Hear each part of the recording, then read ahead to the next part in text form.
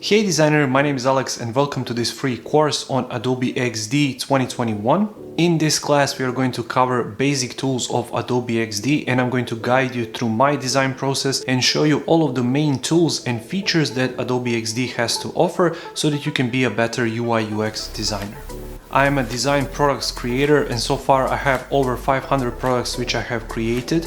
I'm also a course creator and so far I have more than 20 courses and I have more than 30,000 students enrolled in my courses. And in this Adobe XD free course you're going to learn what is Adobe XD, how you can download it and how the updates work, Mac versus Windows and what is the difference, how interface works and all of the key features of interface like shapes, pen tool, text tool, artboards, libraries, layers and plugins.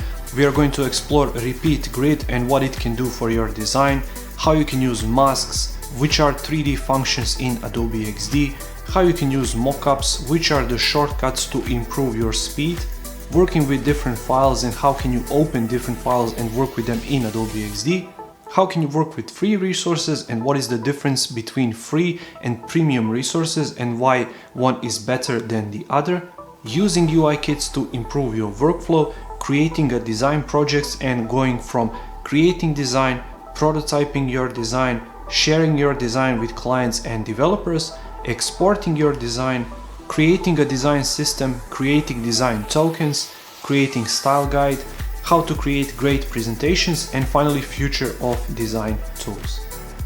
Everything I'm speaking about in this course will be linked down below so you can easily access them and follow along with this course. I'm also talking about my new course which is called Adobe XD Masterclass. It's over 20 hours long, so if you are interested, the link is going to be down in the description below. You can click on that link and enter the coupon code to get the massive discount which I'm providing to everybody who is watching this video, but just make sure to hurry up because it's a limited time only. Adobe XD is one of the best tools out there for UI UX designers. I truly believe that because I'm using it every single day. On my YouTube channel I have created a bunch of these different videos explaining all about Adobe XD, different tools and techniques, so if you want you can also check that out. For now, without any further ado, let's get started with the course.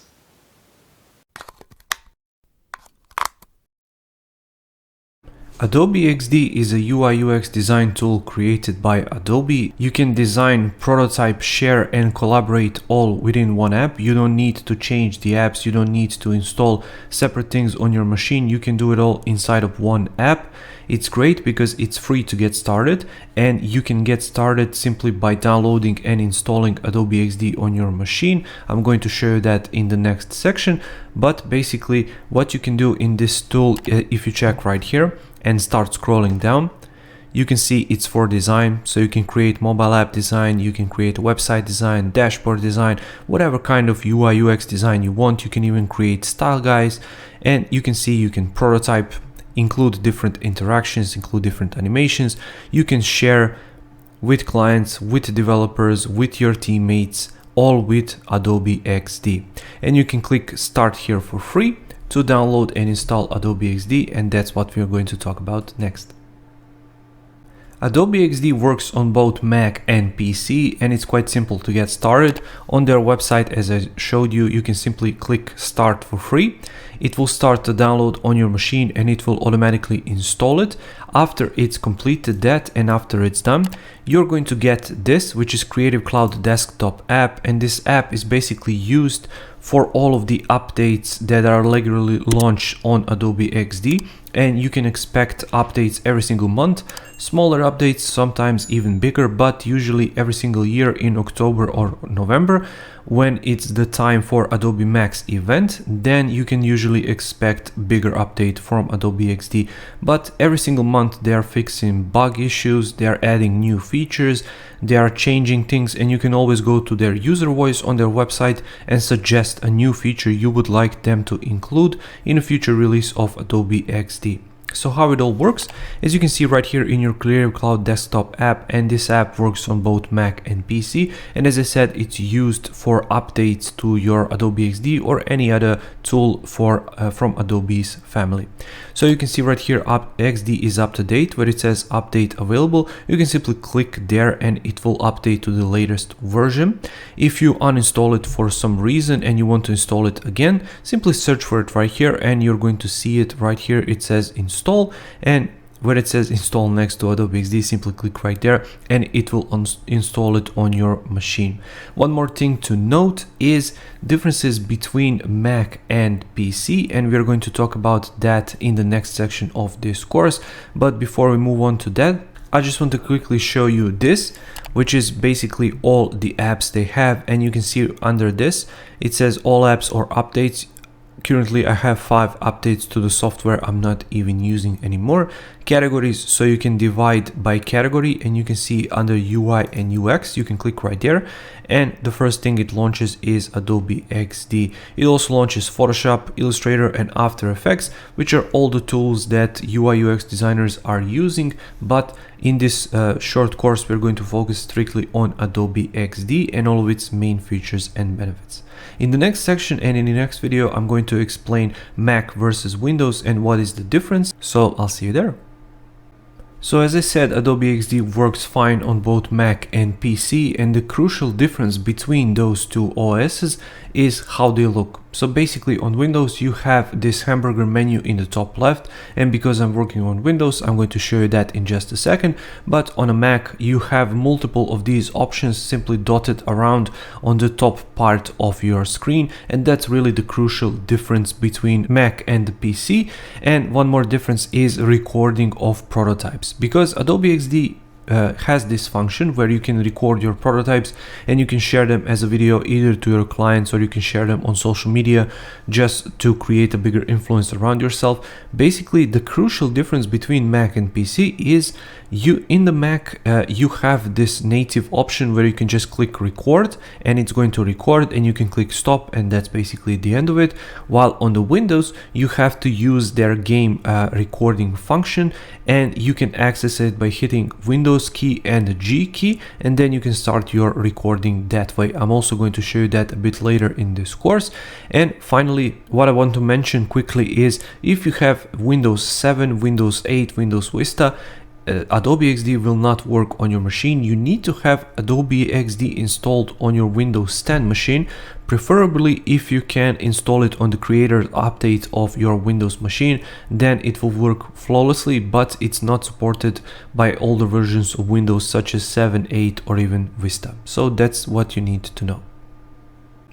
When you open up your Adobe XD, you are taken to the welcome screen, and I'm going to show you what welcome screen is and how it changes over time. So here is the welcome screen, and you can see you are on the home screen here. You can click learn and you can access some tutorials from Adobe XD team. You can also click right here to learn about their new features and learn about some techniques from their team. Howard Pinsky launches usually every single week new tutorials about Adobe XD, and it's great. If you want, you can follow him on Behance as well for these live streams about Adobe XD. Basically, that's what Learn tab is. Cloud documents, because XD is cloud based usually, but you can also save local documents to your machine if you want to. Cloud documents are all of your documents which are inside of the cloud, so you can simply click right here to access them. Shared with you are the documents which are shared with you by the clients or by your teammates. Deleted are all the files you have previously deleted, because remember, you have limited space on the free version of Adobe XD and you just have one single prototype which you can share with your clients or stakeholders. In order to have multiple prototypes at the same time available to you, you need to upgrade to the paid plan, and that's why I'm showing this to you on a free plan. You can see I'm on a free plan because it says upgrade and it says starter plan. But I wanted to show you that you can do all of these things within the starter plan, especially if you get started. So you don't need to pay for premium versions right from the start. You can test out this tool, you can see if it's right for you, if the UI UX is right for you, and then if it is, you can then proceed and pay for this tool. So moving down the line, we have manage links. So basically these are the links which you have shared with your clients or stakeholders, and on your computer you can locate the files on your computer. Here you can see it says design prototype share, because that's what Adobe XD does and that's what it is. And below that we have some artboards which you can create from here. These are pre-created artboards, and you can see for mobile we have iPhone sizes, we have Google Pixel, iPad, Nexus, and so on. Then for the web, you can see we have 1920 by 1080, and if I click right here, you can see that they are giving you these pre-composed options if you want to use them. Then we have social media sizes, so you can see we have Instagram story, post, Twitter post, header, Facebook cover, and finally YouTube video. And finally we have custom size, so you can use this custom size for any size you want. You can enter pixel value right here, and you can simply click on it, and then it will open as a new document and with that artboard size inside. So as I said, you can use any of these, or you can simply enter a custom value right here. And finally here we have recent documents, so these are just the documents that you opened, and you can click right here in order to access some of the more recent articles from their blog and help posts and so on, as I explained. One thing to note is this welcome screen is going to change over time, so just make sure to understand that if you're watching this video or this course in the future and you're checking this out and it doesn't look the same as yours, make sure to understand they're updating it all the time, but these are just the basic features and tools that you can expect here on the welcome screen. So to get started, I'm just going to choose one artboard size, so perhaps 1920 by 1080, and I'm going to enter it here just to show you how this looks like. So 1080, you can click enter, or you can click right here in order to open it, and this is how it looks like once it's opened. Let me enlarge it a little bit. And we're now going to move on to Adobe XD's tools and features and what you can expect. The beauty of Adobe XD is it has really simple to use interface. So I'm on a Windows version, as I said, and this is the key difference between Windows and Mac, because on Windows you have this hamburger menu and you can access all of your tools from here, and you can also right click on any part of your document to access some additional features like these. You can right click right here, and then you have sub menus that you can enter and use some of the features, while on Mac you're going to have all of these options right here at the top and below that. So that's really the crucial difference between XD on a Mac and XD on a PC. So when it comes to interface, you can see it's divided into three parts. Right here you have your tools, so you have your select tool to select multiple things, you have your shapes right here, then you have a pen tool, text tool, artboard tool, and finally zoom tool. And below here we have libraries, we have layers, we have plugins. Right here on the top we have design prototype share, because those are the things which XD is famous by, and you can simply switch between these three tabs in order to access different functionalities of Adobe XD. Finally, we have this panel right here on the right, and depending on what you are doing on your artboard, depending on what is selected, this right panel is always changing. It always has some features inside for all of the things that you are doing, for example positioning and so on, but it keeps changing depending on what you have selected, whether that's design prototype share, whether that you are working something right here on your artboard. So let's now move on to shapes, and I will explain what kind of shapes you have in Adobe XD and what you can do with them. Let's get started with the shapes, and shapes are located right here, and you can see you have rectangle, you have ellipse, you have polygon, and finally you have your line tool, and finally you can create custom shapes using pen tool, but I will dedicate a bit more time for the pen tool itself. So to use any shape from here, all you need to do is simply click on it to select it, then simply draw on your artboard, and as soon as you do that you have some values right here. So let's go one by one and I will show you what all of those values are for each of these shapes. So first things first, let's quickly draw these shapes so that I can show you how all of them look like. So like this, and I'm simply using V on my keyboard to use this select tool in order to position it. And finally, let's go ahead and create a shape with our pen tool. And let me quickly show you differences. So you can see right here in your layers panel, which you can hide by simply clicking right here, we have rectangle, which is this one, ellipse, polygon, line, and finally path, because we use the pen tool to create this custom path. Now what you can do with all of your shapes is, if you select a shape, you can see all of these tools available to you right here. So here we have positioning tools, so you can position it to any part of the artboard you want. We have a repeat grid, and I will explain repeat grid a bit later in more detail and what you can do with it.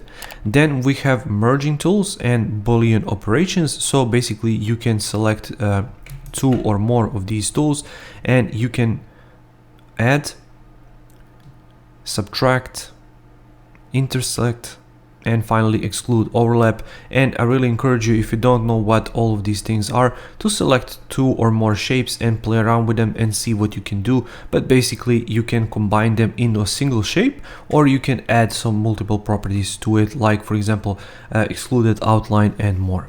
If we move on down, then we have transform, and you can change your width, you can change your height, positioning on X and Y axis. You have your rotation, so if I enter 45 degrees, for example, you can see it rotated, but you can also hover right here, hold the shift key, for example, and it will rotate in increments, or you can hit Ctrl Z to go back. Next, we have flipping, so flip horizontal, flip vertical. Below that, we have a horizontal scroll, and I will explain that a bit later what it is. We have vertical scroll, and we have scrolling in all positions. Finally, we have fixed position when scrolling. So when you're creating website designs or app designs, you want some elements to be fixed in place once users start scrolling. So this is what that's used for, and I will show you that in a later example as well. Below that, as I said, we have responsive resize, and I'm going to show you a bit more about responsive resize later as well. Below that, we have opacity, so you can change the opacity of your object by simply using this slider, or you can use keyboard shortcuts. So 1 is for 10%, 4 is for 40%, for example, 8 is for 80%, and 0 is for 100%. Below that, you have blend modes, and you have multiple blend modes, basically the same as in Photoshop or Illustrator. So if you ever used Photoshop, I really encourage you to test out these blend modes, because they work almost the same as in Photoshop, but they don't have nearly as many functions as in Photoshop, obviously, because in XD it is just streamlined for UI and UX work. Below that, we have corner radius. So at the moment it's 0, but if you want to round the corners, you can use these dots and simply click and drag, and it will round the corners. And you can see as I'm doing this, values here are changing. Or you can simply manually enter, for example, 20 for the corner radius, and it will round your corners to that value. You can also round the corners of each of your corners. So for example, I will hit 0, and you can see top left is 0 right here. And you can do that for all, or you can simply click right here, enter 20, and it will round on all corners.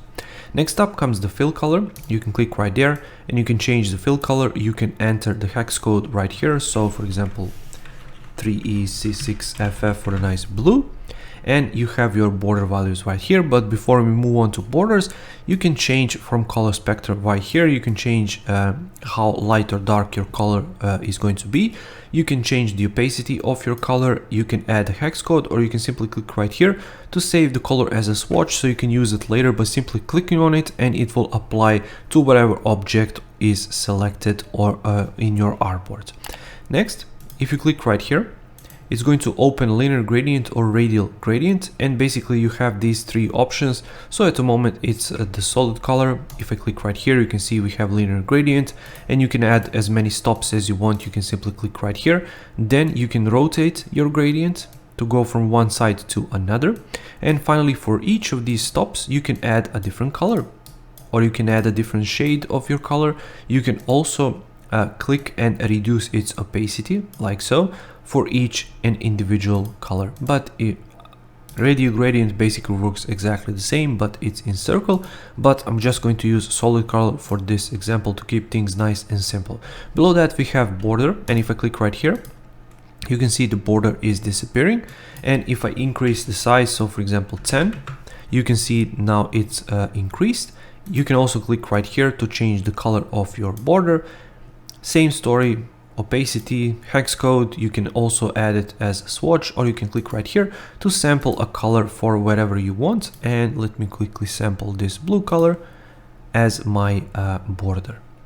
But let's go back to here and let me explain all of these. So we have stroke width, which is basically what you are seeing right here.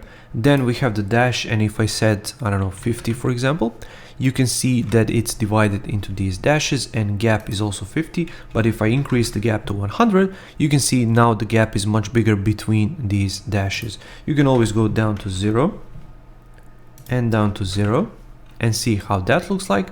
And right here we have some different stroke options. So inner stroke, outer stroke, center stroke, and I really encourage you to test it out and to try for yourself for all of these different options and to see what they are doing.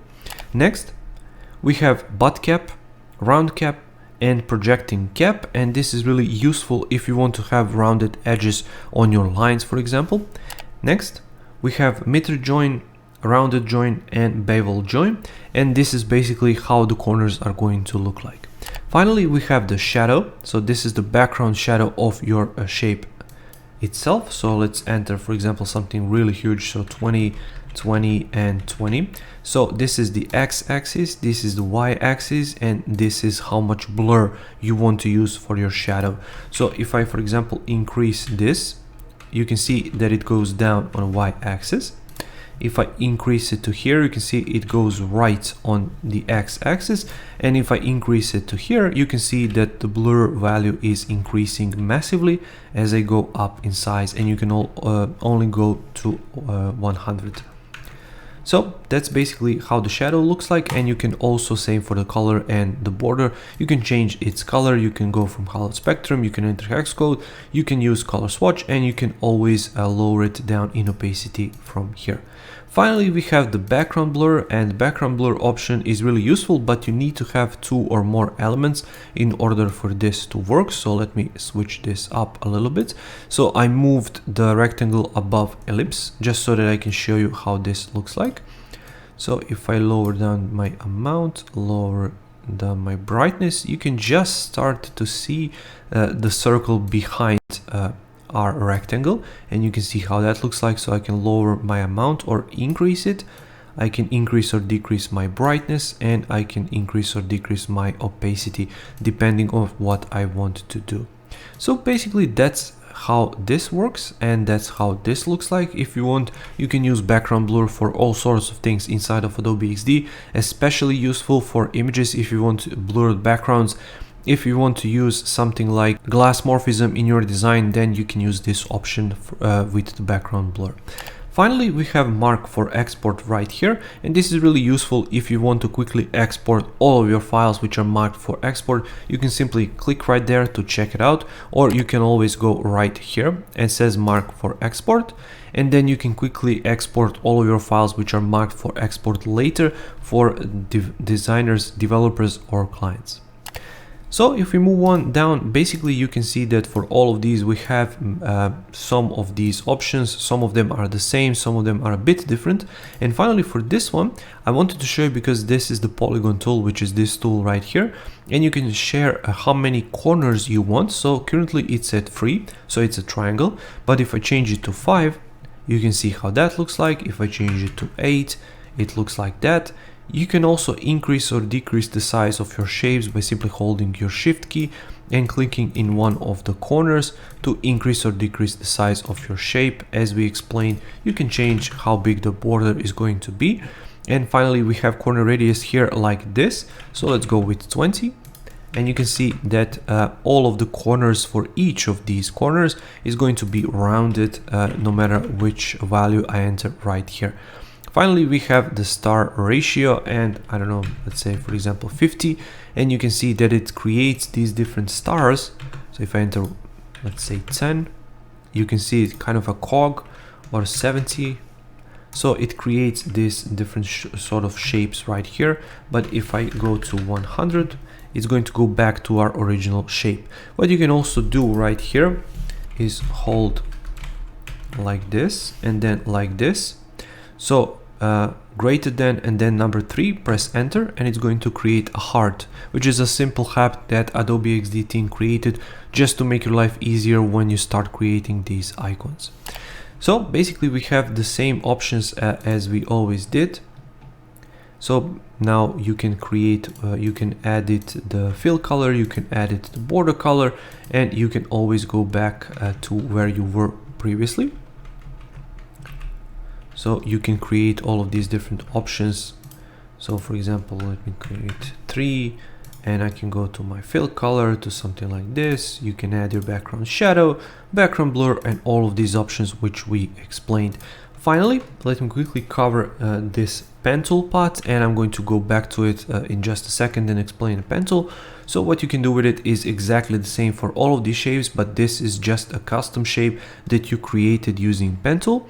And we are going to move on, and I'm going to explain what pen tool is now, and I'm going to show you how you can edit complex shapes and how you can create complex shapes using pen tool.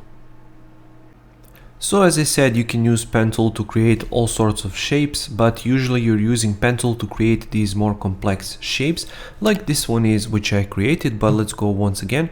So you can click on your pen tool, and you can click wherever you want, and you have these anchor points. And once you're done completing your shape, you can click on the anchor point, and you can move it wherever you want. So let's say that I want to move this one right here, and if you double click on it, it will become this arc, and then you can change how you want this arc to be positioned. And you can also hold shift to go down in these increments if you want. So it will keep the angle of your anchor point to whichever angle you want. So for example, 45, 70, 90, 180, and so on. So you can do that for all of these, simply double click, or if you change your mind at any point, you can simply double click back and it will revert back to a straight path. What you can also do, we explained this in the previous section, you can change the fill color, border color, but let's go back and I will show you how these look like. So I will zoom in really closely and I will click on my shape like this. So let's go to the round cap. And you don't see this at the moment, but for example, if I click right here, then here and here, then hit escape just to create this line. And let me select it once again. If I zoom in really closely, now you can see this is how the butt cap looks like. So basically it's really flat. This is how projecting cap looks like. So it's really flat, but it sort of extends where your point is. In the butt cap, it's right in the center, but here in the projecting cap, it's right here. So that's the difference where your end point is. While with the round cap, you can see it rounds your cap and it rounds your line and your shape. So you can really play around with it that way. Basically, if you click here and click round cap, you can be sure that every single one of these anchor points contains that round cap. So if you, for example, want to delete one of these, like for example this one, you can see that it contains that round cap and it's still inside of that shape. So as I said, you can play around with all of these different settings, and you can click and you can move all of these anchor points. And let's go with a fill color, and let's quickly add a fill color. Let's add a different border. Let's give it 10 so you can see what's going on. And you can also click wherever you want to add new anchor points. You can extend them, double click and change and create basically different shapes. If you want to draw using Adobe XD, you can put your sketch inside of Adobe XD. Then let's imagine that this is the shape that you are creating. You can position it over your sketch like this, for example. Then you can lower down the opacity, and then you can simply click on your shape and you can then adjust all of these later, which is extremely useful if you're working as a UI UX designer. If you're creating icons, for example, and you're using pen and paper to sketch these different icons, then you can use Adobe XD to adjust all of these, and you can adjust the border thickness to 20 or to 2 or whatever you want. And basically this is how the pen tool works and how it looks like in Adobe XD. When it comes to entering your text and using text in Adobe XD, you have some great features, but it's not as advanced as something like Illustrator or InDesign, which is used for print. So let's check it out. You have your text options right here. You can also hit T on your keyboard. So let me type in some random text, something like this, just so that we have some text on the page and so that I can explain what everything is. So let's say that we have completed that. And if I select it, you can see that we have these options right here. So once again, same for the shapes, we have these positioning options at the top. We have these transform options, flipping, rotating, and so on, responsive resize. And here we have the text panel, which is important part of this text. You can increase the size of your text by simply hovering over this dot, clicking on it and simply dragging. And it's really useful thing to do. If you want to position your text, you can use these, as I said. And finally, let's now move on to text. So you can choose your font family here. So let's go with Poppins, for example, which is a free Google font. And I'm going to simply position it in the center like so. Then what you can do is use the size. So currently it's at 47. You can use Shift and up arrow to jump between 10 different increments in size. So 57, 67, and so on. Next, we have how the font weight is going to look like. So depending on which font you have selected here, you might have different weights. So some of them have 1 or 2, some of them have 10, 20. So depending on which font you have selected. So let's go, for example, with extra light. See how that looks like, light. And you can also use the Shift key here as well. Simply go up or down and see how all of these look like. Next, what we have is character spacing, and this is basically the spacing between each character. So if I use my Shift key and increments, you can see how this looks like. So it's really useful if you want to do that. Here we have line spacing. So spacing between each of these lines of text. And finally, what we have right here is paragraph spacing, but I have to create a paragraph to do that. But basically it does almost the same thing as the line spacing. Here we have left align. So when you're typing, it's going to go from left to right. Here we have center aligned. So you can see how that looks like. And it basically is going to go from center outwards. And here we have right align. So basically the same thing as left align. Here we have auto width, so no matter what you are typing, let's go with left align to show that. No matter what you're typing, and when you exit, you can see it's auto width. Here we have auto height. So let's say, for example, that I want to, I don't know, type something more. You can see that it goes automatically in height as well. And finally, we have fixed size, which is the paragraph I was talking about. So if I click right here and lower it down, you can see this is a great option if you have loads of text. And for example, if I did something like this and I know there is more text down below, I can always click right here and it's going to show me the text which is down below. What we have here is uppercase, we have lowercase, title case, so each first letter of the word is going to be titled. Then we have superscript, so let me add a number 2, for example, and when I click superscript, you can see what it does right there. We have subscript, so basically the same thing but below. We have underline, so all of the text is going to be underlined, and we have strike through, so it's going to go through the text itself. You can always click right here to change it and to add whatever you want, but basically uppercase, lowercase, title case, and let's leave it at that for now. Below that we have a basic appearance, so same as for the shapes. We have opacity, so if I hit 2 on my keyboard, it's going to go 20 in opacity. Blend mode, fill color, border color, shadow, background blur, and mark for export. So basically all of the same things that we had inside of our shapes. Next up, let's move on to artboards, and I'm going to quickly explain what artboards are and what are some benefits of using artboards versus not. As we explained in a previous welcome video, where I said about artboards and where you can create them and how you can create all of these different sizes, inside of Adobe XD there is also one more option for the artboards as well. So when you click right here, on your left, you are going to be presented with all of these different artboard sizes, which is basically exactly the same as here on the homepage. So all of these sizes are located here as well. But why are artboards so useful and what you can do with your artboards? Basically, you can click right here. You can change the size. So let's say that this is our main screen. And you can change the size from your artboard directly from here. You can rotate it, so you can click like this or like this.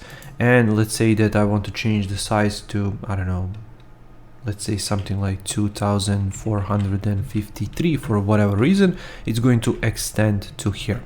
You can also click responsive resize. So when you start resizing, you can see how the text is going to act. And this is really useful, obviously, when you're doing responsive design, which we're going to touch on a little bit later. Then you have auto and manual. You can click and decide whatever you want, responsive resize, and how you want it to work. Next up, when I click right there, you can see we have vertical scrolling and we have none, but you can also use those options which I mentioned previously about horizontal, vertical scrolling and scrolling in all directions, and I'm going to touch on that a bit later. Next, we have appearance. So if we click right here, you can see this is the color of your artboard itself. So you can leave it at white, or you can change it to whichever color you want. And finally, below that, we have layout. So if I click right here, you can see that we have layout, or we have square.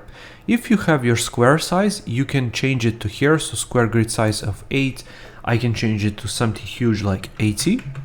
And you can see how that looks like if it's easier for you to align items on the grid like this. Or you can select it from here, and then you can change it from square to layout, and then you can play around with these columns. So columns are usually useful for UI UX design because you can align things to different columns, and you can simply count columns, which is really easily then translated into code because developers can easily understand in terms of columns how wide something is, how tall something is, and so on. So here we have 12 columns, and we have this nice 1920 by 1080 artboard size, which can be really useful for web design, for example. So if I choose 2, I can use something like 8 columns. I can even change it down to 4, but let's go back to 12, and I can change the gutter width to 60, for example. And gutter width is basically the spacing between these columns, and columns are these blue bits in our case. So you can change the column width to, I don't know, 60, for example, to make your columns even narrower, and you can change different margins. So margins are the spacing between these columns. So here on the left and on the right, you can change them automatically. So for example, if I type in 200, you can see margins are now really huge, but you can also go right here and to change different margins. So if I hover, you can see we have margin top, margin right, bottom, and left. You can also use default. So if I click right here, this is the default option, or you can make default. So if we, for example, make these changes, 60, 60, and let's use this as a 60, for example, and we want to make this as our default, you can simply click make default. You can also give it a name, and it's going to make a default option for that. Finally, if you think that these columns are too distracting, you can click right here, and you can lower down the opacity of these columns so they are not too distracting to look at, and you can always glance at your content at ease. Libraries are a great asset to have in Adobe Xd because you can quickly organize all of your files, all of your colors, all of your character styles, and so much more in one single space where you can easily navigate around and you can access all of those files at once. So it's located right here. And if you click on it, you can see that you can add colors, you can add character styles, and you can add components. So let me quickly show you how that works like. So let's duplicate this by hitting Ctrl D, and let's lower it down to 40, for example, and let's change it from medium to light. And let's also change the color to this really dark black, and let's change this to lighter color, or even better, let's use something completely different. So let's use this color, for example, and let me click right here and then right here to hide my guides. So what you can do from here is, for the colors, I can click right here, and I can add the color of my text as a color swatch. And I can also do the same for this one. For the character styles, I can do the same. So click right here and then add it to here. So because we have this, and let me delete it like so. Let's now go ahead and change these. So let's right click on this one, hit delete like so. So now we just have this one at 57, and I will also do the same from here. So we don't have this subscript anymore. So I can click right here and then add it, but it also added, so I can always click on one of these and hit delete here. And there we have it, basically. So this is how you add colors, this is how you add character styles, and you can do this for every single shape. So let's use this, for example, and let's use this, and let's remove the border, for example, and you can simply click right here to add this color. You can also double click right here and call it, for example, main red, call this main blue, for example, like so, and let's call this the text color or main text or whatever. And this is really useful to do if you're dealing with developers later, because then you can create these tokens and it's going to be easily accessible to them. Now, in terms of components, let's say that, for example, I want to duplicate this, hit Ctrl D, then Shift Alt and left click on my mouse, and I'm going to change this. And for example, let's use these two, and instead of this, let's create something like this. And also, if I click on it, for example, maybe I can change it to 20, and let's say that this is our icon or our logo or whatever, and I can go to my layers panel, double click right here and call it logo, just for example. And what you can do is you can click right here to add it as a component.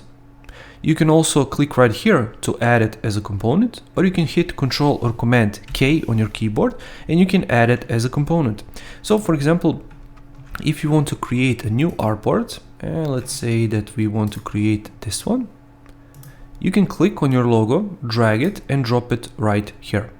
And you can see that it's an instance of a component because it gives you this hollowed out diamond that you can see right here. And because this is our main component, you can see it's filled in. So if I take them and bring them here side by side, you can clearly see the difference. Let's delete this one, hit Ctrl 0 to snap back into place, and space and left click to navigate around. So if I click right here, you can see it's filled and this is empty. So what that basically means is when your diamond is filled, you're working with main component, and when your diamond is hollowed out, you're working as an instance of that main component.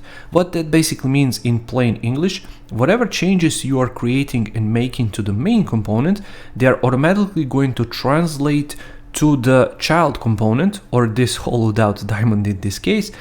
So for example, if you didn't touch the child component at all, then whatever change you make to the main component, it's going to translate to the child component automatically. But for example, if you overridden those changes, if in our case, for example, let's say that maybe if I double click right here like so and change it to 10 or even to 0, then I jump in right here, double click inside to enter my shape and change it to 50. You can see it updated here, but not here. It updated in the main component, not in the child component, because we manually changed this value in the child component before we did it in the main component. So you can just imagine that you can do this for all of your work in Adobe Xd.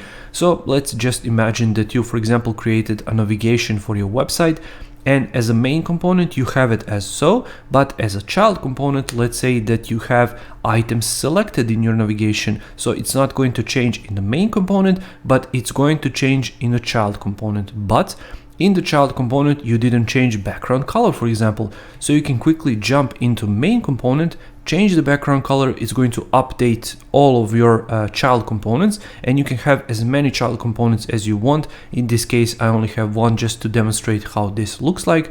And let's say that, for example, in that navigation main component, you want to change character style. For example, you want to update the font family, you want to update the font size, maybe you even want to update the font color. You can do that in the main component, and it will update throughout your child components, no matter how many child components you have. Just imagine changes you make to your child components are not going to translate to your main components, but they are going to translate the other way around. So from main component to child components. So let's quickly go back to here and let me explain that a little bit more. So you can see on this main component, we have this red color selected. But if I select this color, for example, it's going to update child component as well. And let's make this a bit more interesting. Let's hold our Alt key or Option on a Mac, and I can make another child component. So you can see these hollowed out diamonds are not changing. So basically you have filled out or you have hollowed out, and that's basically it. So let's say that on this one, I can jump inside, double click, and I can change it to blue. So let's update this one to red, but this blue one is not going to change because it's overridden inside of this child component rather than in this main component. So basically you can see how these components look like, how they work, and they are really useful, especially if you're working with, let's say, icons, if you're working with complex elements such as navigation, because for example, you can create different styles of components and you can create different elements to your components, and then you can move on from there. You can also create something which is called component states, and that basically means when you move into prototyping later, how that component is going to change. So let me show you that in a real example. So here we have this component, and let's say that I want to create a different state, for example, for the hover state. So I can simply click right here and add a new state or a hover state. In our case, I just want to create a hover state, and I'm going to explain all of these states a little bit later in the course in a bit more details. But for now, let's just quickly explore hover states just so that you can understand how it all works. So here we have hover state. Once again, you can click right here, click hover state and add it. You can also change it. So for example, hover. And inside of the hover state, let's add a border, or let's add a background shadow, or let's add some elements. So click on the shadow, let's bring in some ridiculous size, so 20, 20, and then 20. So something really huge like that. And if I take you back to my layers panel, you can see when you click right here, you can change between your component states. But if you click right here, you can see that you also have this component states, and here as well. Because we didn't include any component states before we changed it and included in our main component, we didn't include it in our child components. So once again, whatever change you make to your main component, it's going to translate to your child components. So here we are at the default state, and if I click right here just to preview these changes, and if I quickly hover over it, you can see that it changes and that it updates in real time. But also you can hover right here, and you can see that it changes because we made that change here, and it also updates same as with the main component. But because we have this big corner radius here, we don't have it here in these two child components. When I hover, you can see that it updates and gives us this change because we made it in the main component. So that's basically it for the components. You can play around with them, you can add different states. I'm going to explain that a little bit later in this course, what you can do with these components. And these are the libraries. So once again, if I take you back to here, you can see we have colors. You can have as many colors you want. Character styles, you can have as many of them as you want as well. You can also click right here to change between grid view and list view, whatever it's easier to you. Perhaps this view is much more suited if you have multiple icons, multiple logos and so on. And you can also expand this panel to give yourself a bit more space, and you can always hide it by simply clicking right here, so it's not in your way. And you can do that for both libraries, layers and plugins as well. You can also search document items. So for example, logo, here it is. So it's much easier to find, especially if you have hundreds of different icons. Let's say that, for example, I have 50 different search icons. I can type in search and then I can sort between those search icons right here in this list rather than scrolling down and searching between all of my icons. Finally, you can have document assets right here. So if I go back, it's going to take you to the libraries, and these are the document assets. So all of the assets from our document, which you can see right here. Or you can also create my library, which is going to take you to the cloud, and you can create your library, for example, with custom images, custom colors, custom fonts, custom icons, and so much more in the cloud. And you can simply click there with my library. It's going to pull up that library from the cloud, and you can simply drag and drop the elements from the cloud directly onto your document. So that's one great feature and benefit to have with these online libraries. Basically, if you are on a free plan, you have this access to online libraries, but your space is limited. If you have the premium plan, you have unlimited space, so you can have as many files as you want on the cloud. When you're working as a UI UX designer, chances are you're going to have a bunch of different layers, and layer management is really important to have as a skill, but as a sort of habit, a good habit to have, because as your projects grow, as they get bigger, the amount of layers is going to be huge. So layer organization is really great skill to have as a UI UX designer. So let me show you. In Adobe XD, layers are located right here. So here I have just a project from my YouTube channel, and you can check it out. I will leave the link so you can go and check it out there and see how I created this if you want to create it for yourself. But layers are located just below our libraries, and same story for the libraries. You can click to show and click to hide them. You cannot see any layers before you select the artboard. So if I select this artboard, for example, you can see all of these layers right here. So let me zoom in a little bit closer and explain what's going on. For example, in this text, so here I have the title, I have the Air Max, which is this text right here, and I have this mask, and we're going to touch up on the masks a little bit later. And you can select all of these items, for example. So if I go from here to here, holding my shift key, then hitting Control or Command G, so that I can group them in a group. I can double click right here and change the name of this group to website, for example. And then you can organize your layers that way. Organizing them into groups is really useful, because if I unzoom just a little bit, you can see that I have a group for my navigation. Inside of that group, I have 3 items, and I always like to go from left to right, because majority of the world's population is reading from left to right. So therefore I have this organization. So I go from logo, which is on the left, top left, search, and then menu. You don't need to have organization like this. It's just how I do things. It's really all up to you and how you want to structure your layers, but I like to do them that way. So you can see I put them in a group because it's much easier to hide this group. You can simply do that by clicking here. If you want, for example, to reposition some of these elements and you don't want this navigation to be obtrusive and to be into place, you can also lock it, so you cannot move it. So if I click right here, you can see it stays in place. And you can also mark it for export. So you can click right there and you can export it later if you want to.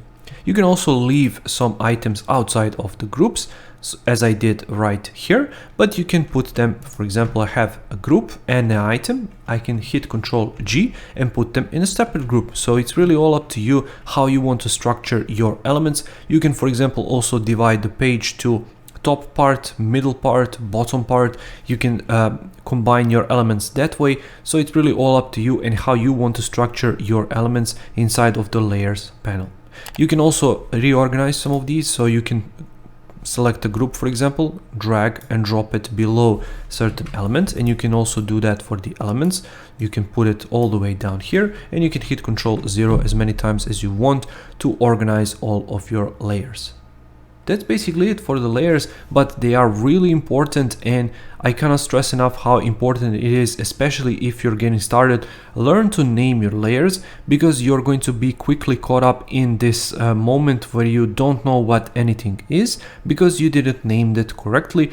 and now you have to send the file to your client. Instead of wasting hours on end just to rename your layers, try to rename it as you move along, or at least try to put them in a group and rename a group. So when you send the file to the developer is going to be easily able to understand what everything is and where everything is located on the page.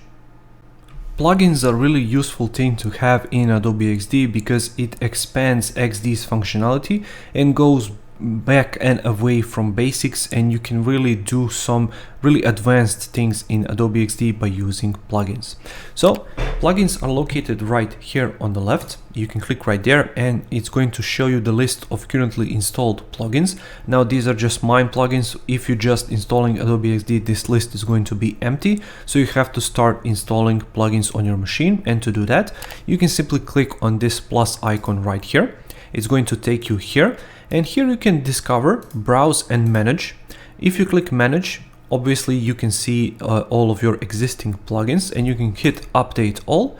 In my case, I have these two which need to be updated. So you can browse, and let's say that I want to, I don't know, include a text, and you can hit enter, and you can see all of these different text plugins which you can use to increase and improve your speed. I have lorem ipsum in my case, which I'm going to show you, but that's basically how browse feature works. And discover is really great because you have editor's choice, you have jumpstart your design, so featured collection, what they think that all designers should have is located right there, so you can check it out, or you can form your own list. It really depends on what you are doing, because plugins I'm using for myself perhaps are not going to be that useful for you.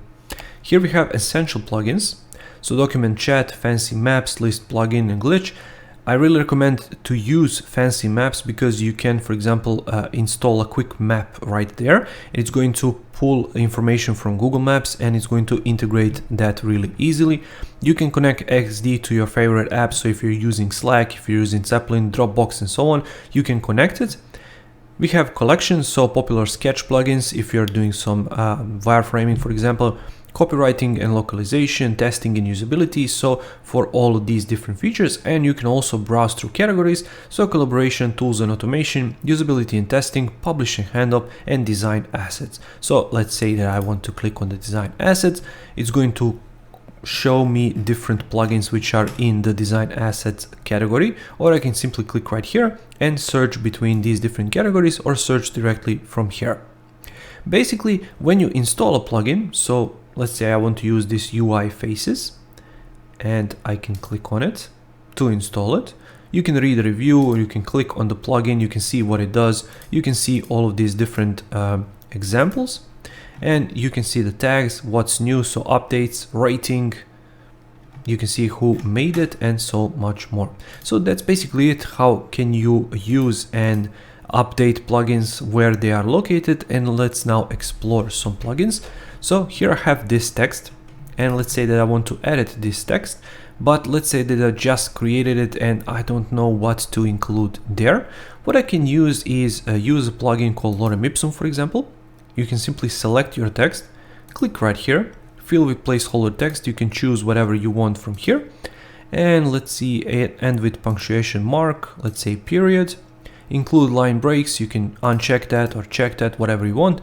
Trim text area height to fit inserted text, and I have 2 lines of text, so hit insert and it's going to insert this text. You can try that again. You can fill with placeholder text last settings, quick lorem ipsum trim height and so much more. So let's say that I want to have my fixed size. Let's say I want to increase it to here and, for example, to here maybe. Fill with placeholder text. Now it fills up with text. You can also cut it to height. You can also do a fixed size. You can do like this. And for example, I need more text. Then I can quick lorem ipsum. It's going to fill in. Maybe I can extend it a bit more down to something like this. Quick lorem ipsum is going to fill in. So that's basically how lorem ipsum works and how this concrete plugin works. But let's say that you want, I don't know, something else. So for example, we have this UI faces, and let's quickly undo this a couple of times. So undo this to my first and original setting, which was this. So let's say that I need a UI right here, maybe UI icon, maybe some avatar or something else. Let's quickly exit of this information. So somewhere around here. Let's say that I want to include a face of a person inside. I can go to something like UI faces, and I can take my source from Unsplash, for example. You can go to filters, and let's say that I want to include a female from, let's say, I don't know, 30 to 40-year-old, and emotion is happy, and that's all I need. You can also go to advanced and let's say apply randomly or select photos. I'll choose apply randomly. It's working in a background, and after it scans the website for my specific tasks, because I tasked it to find me a female in this certain demographic, you can see that it found this free image from Unsplash. And you can also do this for additional images. So let's say that I want to create, I don't know, 2 or more. So let's say that I want to quickly delete this one. Let's quickly go to here. You can also use the repeat grid, but I will explain repeat grid a little bit later. And let's say that I want to fill it in these 3 from Unsplash, filters, let's say to 30, I don't know, male and female, and apply randomly. It's going to work its magic, and obviously the more images you have for it to fill in, it will take more time. Obviously your internet connection speed comes into account here, and once it's done, you can see what it does right here. So here we have 3 females, and I also selected a male. So let's say that I want this to be a male. I can click outside, then uncheck female, click apply randomly, and it's going to apply a random male face right here to this image as soon as it found the criteria matched right there. So there we have it. Those are the plugins, and you can obviously play around with these different plugins. You can install how many of them as you want. You can see that I have just a few right here, but you can imagine you can have a list of plugins right here, and you can scroll up and down and basically search for these different plugins and apply them. And finally, discover plugins. I can go to manage plugins, and let's say that I want to, I don't know, delete this pattern maker, for example, because as you can see, it keeps showing up right here. I can hit uninstall. It's going to uninstall it, and you can see automatically we cannot see them anymore right here. So basically those are the plugins, and it's really all up to you, the designer, how you're going to use these plugins. You can, for example, just use Lorem Ipsum and the maps. You can use this, what we used, UI faces for these faces to generate these random avatars. You can use something like a whiteboard, which is really incredible. You can also use different plugins which are going to be able to provide you with different layouts already pre-created, so you can just drag and drop these layouts inside of your artboards and start creating designs that way. So it's really all up to you how you are going to use these plugins, and plugins list is ever expanding. Anybody can create a plugin for Adobe XD, so make sure to always check it out. Make sure to follow Adobe XD's team on Twitter, for example, when they are launching new plugins which are really cool and they think that more and more people should know about them.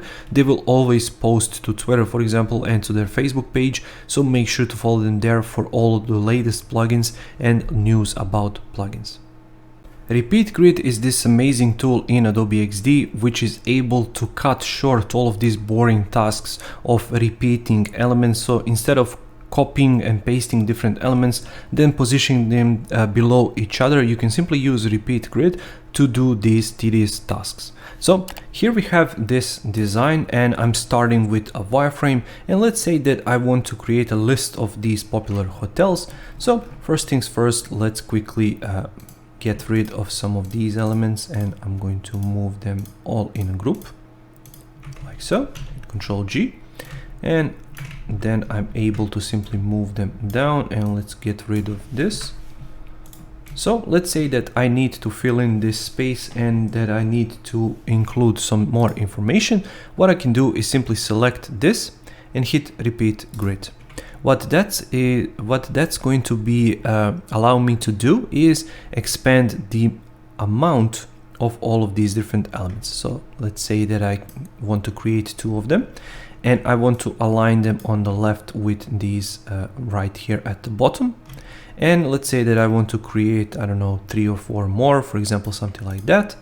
And basically this is how easy Repeat Grid is to work with.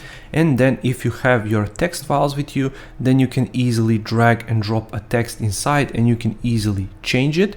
So let me quickly show you how that works. Let's say that I want to create a text file. So let me quickly create one on my computer and call it, for example, cities. And this is how it looks like. I'm simply using Notepad. On Windows, you can use the default option on Mac. And you can see we have Honolulu, US. Let's say that I want to use that one. But I also want to use London, UK, Paris, France, Rome, Italy. And let's give it 2 more, for example, Belgrade, Serbia. And let's say Montreal, Canada. Let's say that this is all that we have created. And now how can you actually use this file in Adobe XD really quickly? So what I'm going to do is close it, hit save, and I'm going to simply drag it from my desktop. As you can see, I named it cities, and simply place it on the first one. Because I don't want it to place it right here, I wanted to place it on the first one because we created Repeat Grid from this first one. So you can paste it right here and you can see it automatically updated throughout all of these. So you can have as many of these documents as you want. You can have them, for example, for male names, female names, cities, countries, different food recipes, whatever you are doing in Adobe XD, you can have different files for that different text. You can also generate this on the web. You can use random websites and you can generate this information, which is going to be really useful because then you can create real looking websites, real looking apps, real looking dashboards really quickly because you have all of these files prepared already. So let's say that I want, instead of calling this ocean view and whatever, let's say that I want to create a different one for, let's say, I don't know, people, and I'm going to call them people. And you can see if I double click, I called it people, and let's say that I want to give them names. So Jack, Mary, I don't know, Mark, Stephanie, Jude, and let's say Graham. And now that I completed all of these names, what I can do is hit close, and I can locate the images on my computer which I want to include inside, or you can use a random tool. Let's say that I want to include them here, and go to UI faces, go to pixels this time, and let's go with filters, male and female, and let's say that they are all happy, and click apply randomly. This plugin is going to work its magic, but you can also do the same thing from your computer. So I'm going to show you that as well. So you can see that it filled in with all of these different images, but as I said, you can do that for let's say male, and here I have just some of these images pre-prepared, and I can simply drag and drop how many of these images I want. So let's say that I have 6 of them. I can select 6 different images and I can simply drag and drop them from my computer. Let me enlarge this in just a second. So 6 of them, I can simply click, drag and drop them into the first one, and it's going to populate with these 6 images. So as you can see, Repeat Grid is really extremely useful, and when you're working with different components, you can see that I have this color selected.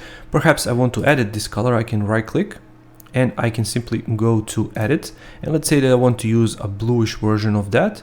You can see wherever that color is selected, it's going to change to that color and update in real time.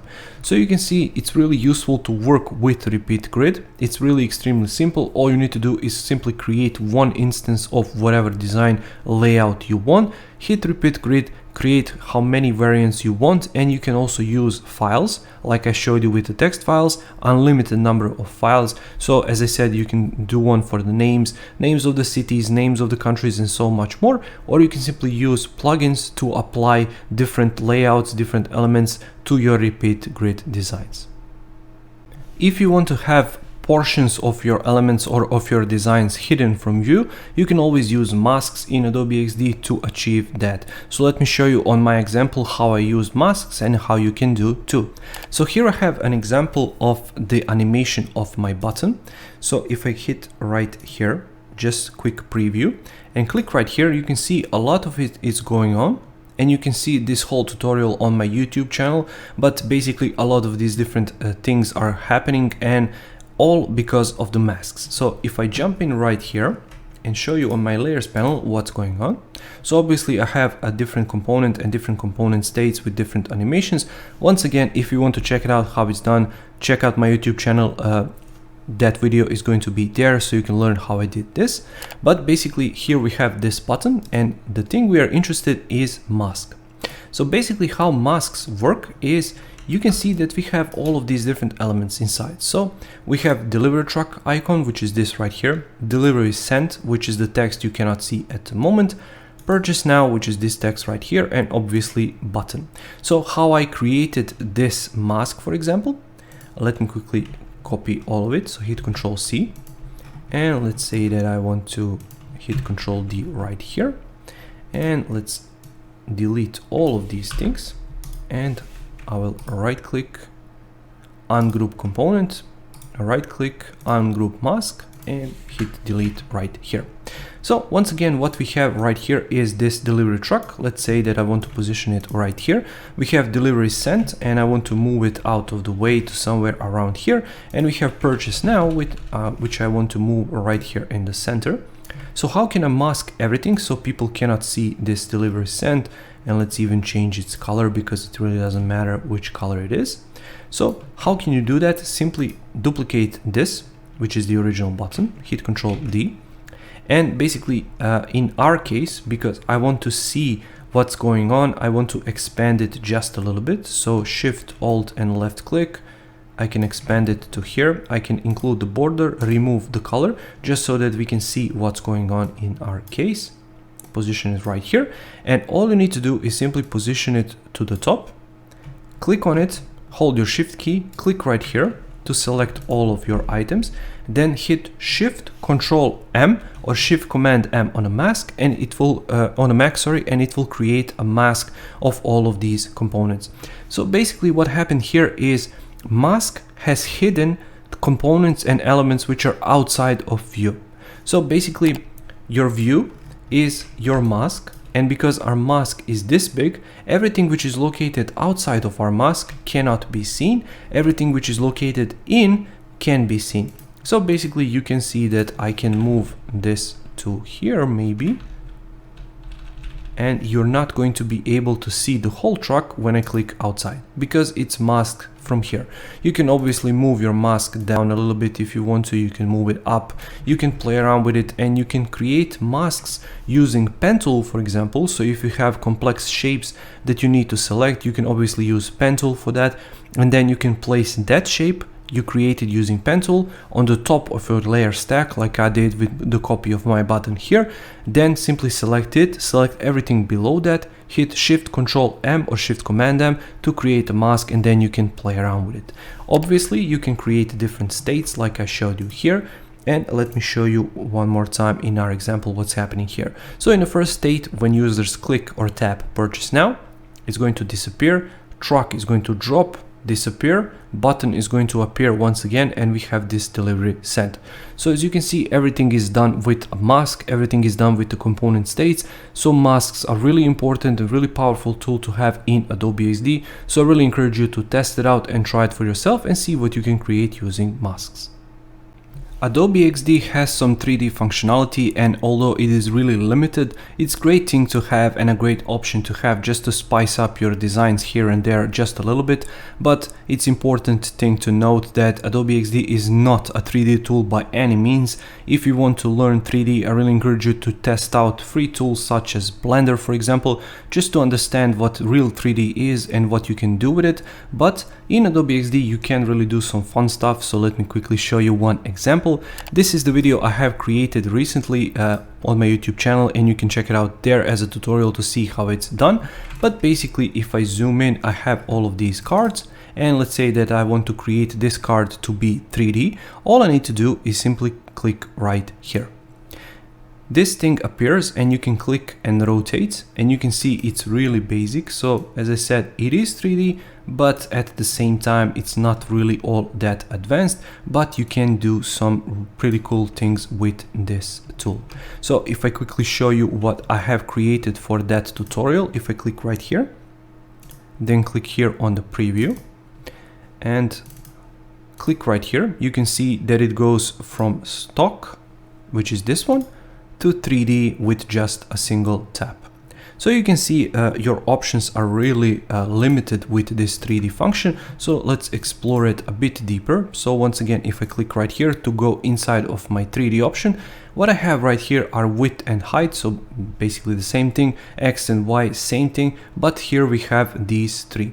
So this is the X rotation, this is the Y rotation, and finally this is the Z rotation or the Z rotation, however you want, and this is the Z position. So instead of X and Y, now we have the Z position as well. So what you can do is explore a little bit and see which all of these rotations are by simply clicking here and then holding your shift key and then up or down arrows.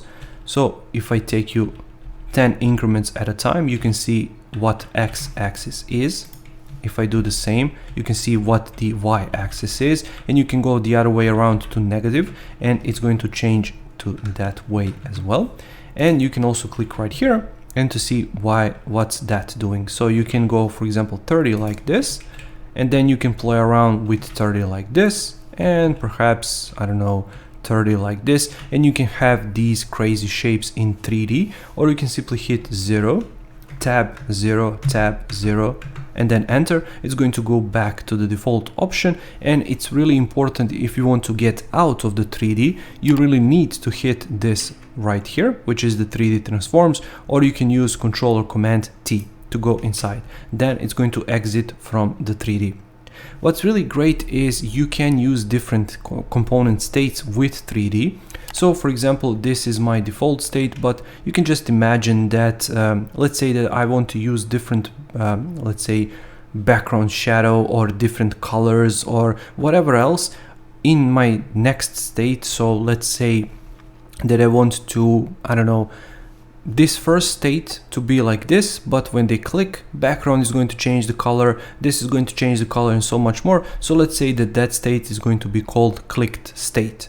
Now you can do that here, and it's going to translate into 3D, which is really a great addition, but that's basically it. It's really limited, but you can do some really cool stuff. What you cannot do at the moment of making of this video is hover 3D. That's why I showed you how to do a tap, but you still cannot do a hover. But in the meantime, when you're watching this video, perhaps XD team launched that update, or they are going to update it in the future and launch that update. So just make sure, as I said at the beginning of this course, to check your updates, to check Adobe XD team, and to see what they are working on currently and the updates they are launching. But basically that's all the 3D you're going to have at the moment in Adobe XD. But perhaps you're going to watch this video in a year from now and perhaps they updated. So just make sure to check your update and to check the options you might have for 3D. Using mockups in Adobe XD is really quite simple, but the trouble is at the moment you don't have that big of a choice of mockups. So I would really recommend either a free online tool, or if you have Photoshop, your options are basically endless because there are thousands and thousands of different mockups online that you can download for free or even purchase different packages and use directly into Photoshop. So you can export files from XD, save them as a PNG, for example, or JPEG, and then simply open them up in Photoshop mockups, place them in mockups, and then create different presentations. But if you want to create everything inside of Adobe XD, the only great option I found is Angle. It works really great for me, but I found some people online don't really get it. They get the free version, they didn't get the pay version. So take it with a grain of salt. It works for me, and I'm going to show you that it works for me, but it might not work for you. So here I have my Chatty UI kit, and you can get this UI kit on my website if you want to. I can hit Ctrl C to copy this one, for example, and then I can go back to Angle, Or even better, I can take this mockup, for example, and you can see that I have a premium angle package. This is a bit older version. They have newer version now, but let's say, for example, that I want to use this one of a phone. Hit Control C to copy it, and you can see that I have multiple of these, and they are not even all of them listed here because they are lacking iMac, for example. So if I take you back to my Chatty UI kit, let's say that I want to paste in that mockup right here, and I want to position it somewhere around here. And let's say that you are creating a presentation. So let's click right here, and maybe your presentation is 1920 by 1080. Let's call it presentation, like so. Let's move that mockup inside and let's give it some color. So if I go right here, go with main blue maybe. And then, yeah, let's just leave it like that, for example. So you need to position your mockup of this screen into your phone. So how you're going to do that? Simply click Control and click, go to your layers panel. You need to be on the screen layer, which I am at the moment. Then let's see, this is called splash screen. So you need to go to plugins. You need to find the angle plugin, apply mockup. Then you need to select the splash screen and hit apply. It's going to work its magic, and in some cases it's going to take a lot of time, but in my case, because it's really quite simple, it applied the mockup and you can see how that looks like. So if you want to, for example, use this feed number 5, process is exactly the same. So I'm going to go to the screen layer, go to the plugins, apply mockup and feed number 5. Let's locate it right here. So feed number 5, here it is. And you can play around with pixel density, quality, orientation. So you have best and you have a little bit better, you have average and so on, but I just choose to be at best. Hit apply and you can see it's work its magic.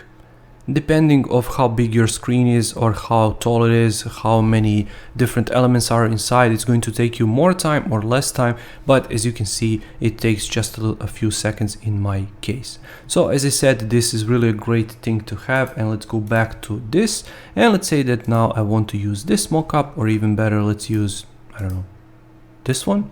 Hit Control C, and then I can go back to my main presentation file, extend my artboard, hit Control V, to paste it inside. Perhaps it's going to be located here, and now I can click inside, locate my screen layer, which is this right here, and let's say that I want to include this invite accepted screen. So let's go back to here, apply mockup, locate it, so invite accepted.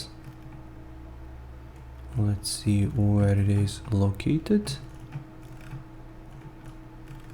If I can even find it here on the list. Here it is, invite accepted. Hit apply. It's going to work its magic, and perhaps it's going to take a little bit longer because of all of these different elements, but here they are. So if I select the entire mockup, bring it down, you can see that the quality is pretty decent, but it's going to obviously compress a little bit, so it's not going to be as high quality as this is, but this is really great and good enough for presentation.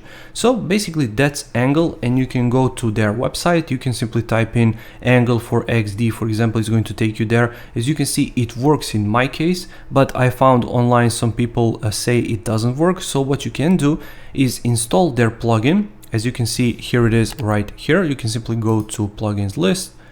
You can go to the search, type in Angle, and you can see it's right here. I installed it.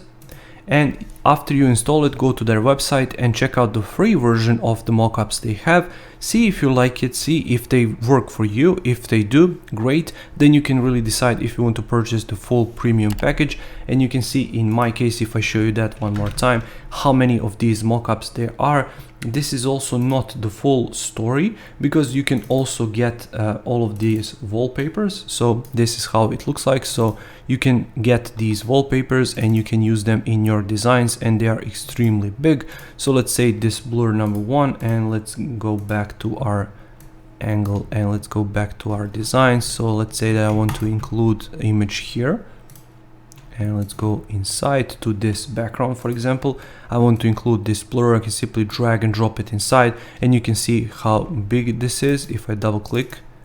So you can really scale it up, and if I check one more time, I think they are something like 4K or 5K even, yeah, 5120 2880 in size. So you also get these wallpapers, and you get all of these different angle mockups. And you can see we have watch, we have Pixel, Nexus, Galaxy, iMac, and so much more. So if you want, you can check it out, but make sure to test it out for yourself, because I saw online some people complaining that they cannot either install the plugin, or the mockups don't work, or they don't work in their case, but they work in friend's case. So make sure to test it out for yourself. But that's basically it for the mockups in Adobe XD. If you have Photoshop, if you have different online options, I really recommend those, because those are much better in quality, in range. You can also choose different devices. You can choose, for example, to put your design on a printing truck, or to put it on a house, or on a sign, or whatever, but you don't have that option in Adobe XD as of yet. You can also jump between Photoshop and XD and save the image, save your designs as images in XD, then jump into Photoshop, position them in mockups there, then hit Ctrl or Command S. They will apply automatically to XD files, but that's really a workaround. So your options are either angle, or if by the time you're watching this video, perhaps some different options crop up, but in my case for now, it's either angle or Photoshop or some different online tool. So once again, it's really all up to you to decide what you want, what you're most comfortable with using, and if you want, you can pay for angle, or you don't have to, you can use the free version, which is really limited. Knowing how to use keyboard shortcuts is extremely important, because it's going to speed up your process, it's going to speed up your workflow, and it's going to make your life as a UI UX designer a lot easier if you know how to use certain shortcuts. For the start, make sure to learn the most important ones, but later on, when you move down the line and improve your knowledge of UI UX or Adobe XD as a tool, then I really recommend to learn a bit more advanced shortcuts. So to show you what I mean, here I have a design which I created on my YouTube channel. So if you want to see how I created it, head on over to the YouTube channel and check it out there. It's actually a series of designs, and we are moving from paper sketch to wireframe in XD, then to design, and finally prototyping. So if you want, you can check it out there. And to show you what I mean, here we have a bunch of these different elements. So let's say that I want to click right here, then right click. You can see next to all of these, you can see these shortcuts. Obviously, the most important and commonly used is undo, which is Control or Command Z, but you also have Control V, Control C, you have Command V or Command C, of course, but you have multiple of these. So if I right click right here, you can see copy, you can see paste, paste appearance, duplicate, delete, move to front, move to back, group, ungroup. So there are a lot of these different shortcuts, and I really recommend that you learn as many of them as you want and as you need, especially when you develop your workflow. And when you see that you are using same tasks over and over again, it's really important to save those tasks as shortcuts, because it's going to improve your speed massively. To learn these shortcuts, you can obviously do what I'm doing right here. So you can right click and you can see what everything is, or you can go to a website like this. You can simply Google Adobe XD shortcuts, and it's going to take you official Adobe help, and you can see keyboard shortcuts right here. If you want, you can click to download the PDF version of these shortcuts, and you can see it's showing both Mac and Windows options. So you can see general shortcuts for edit menu, for file menu, for path or pen tool, for layers, objects, groups, and so on. So you can download a PDF, learn shortcuts that way, or you can explore them through Adobe XD and simply learn what is the best way to save yourself some time when you're working as a UI UX designer in Adobe XD is by using shortcuts, because you're going to see as soon as they go into your daily routine, you're going to be able to be much faster, much more productive, and you're going to be enjoying XD much more,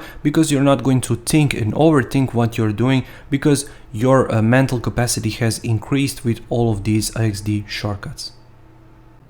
You can work with multiple files and file types in Adobe XD, so from basic image file types like a JPEG, PNG, you can open and save PDF files, you can work with SVG icons and much more. Also, file types are really important when it comes to document files. So for example, because Adobe XD is obviously created by Adobe, you can easily open and work with Photoshop files. You can also work with Illustrator files, and you can also work with Sketch files, because they are trying to take as many Sketch users as possible and bring them to Adobe XD and make them stay there. So if I show you here on our home screen, what we have is on your computer, you can click there and you can clearly see get started with existing designs. So this is what I was talking about. If you have a file, so for example, a client, a developer, a teammate, somebody else send you the file type and you need to open it up in Adobe XD, you can do it from here. So here we have PSD or AI, so Photoshop or Adobe Illustrator file. We have XD obviously, and this is what XD opens up the best and the easiest. But we also have Sketch files, and this is what I wanted to show you. So I have some Sketch file from InVision, and I will open it up. And one great thing about Adobe XD files is they are really small, but here with this Sketch file with all of these different components, layer styles and so much more, we have a large file. So that's why if you take a look right here, it's taking a really long time to open.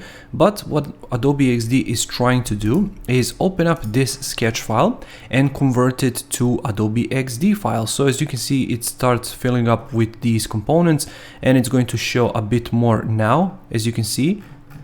And what it's doing is trying to take Sketch components and bring them right here. So as you can see, we are still missing colors, we are still missing character styles.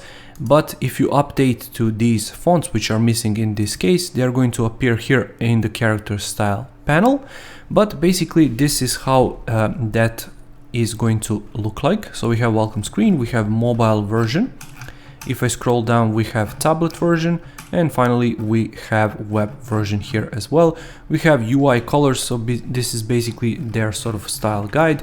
We have these main components, and you can obviously create components from these elements, and you can see that there are bugs sometimes, like with this text for example, but we have it as a component here. We also have symbols, which are Sketch a way of saying components, so they are used to be called symbols in XD as well. Now they are under components.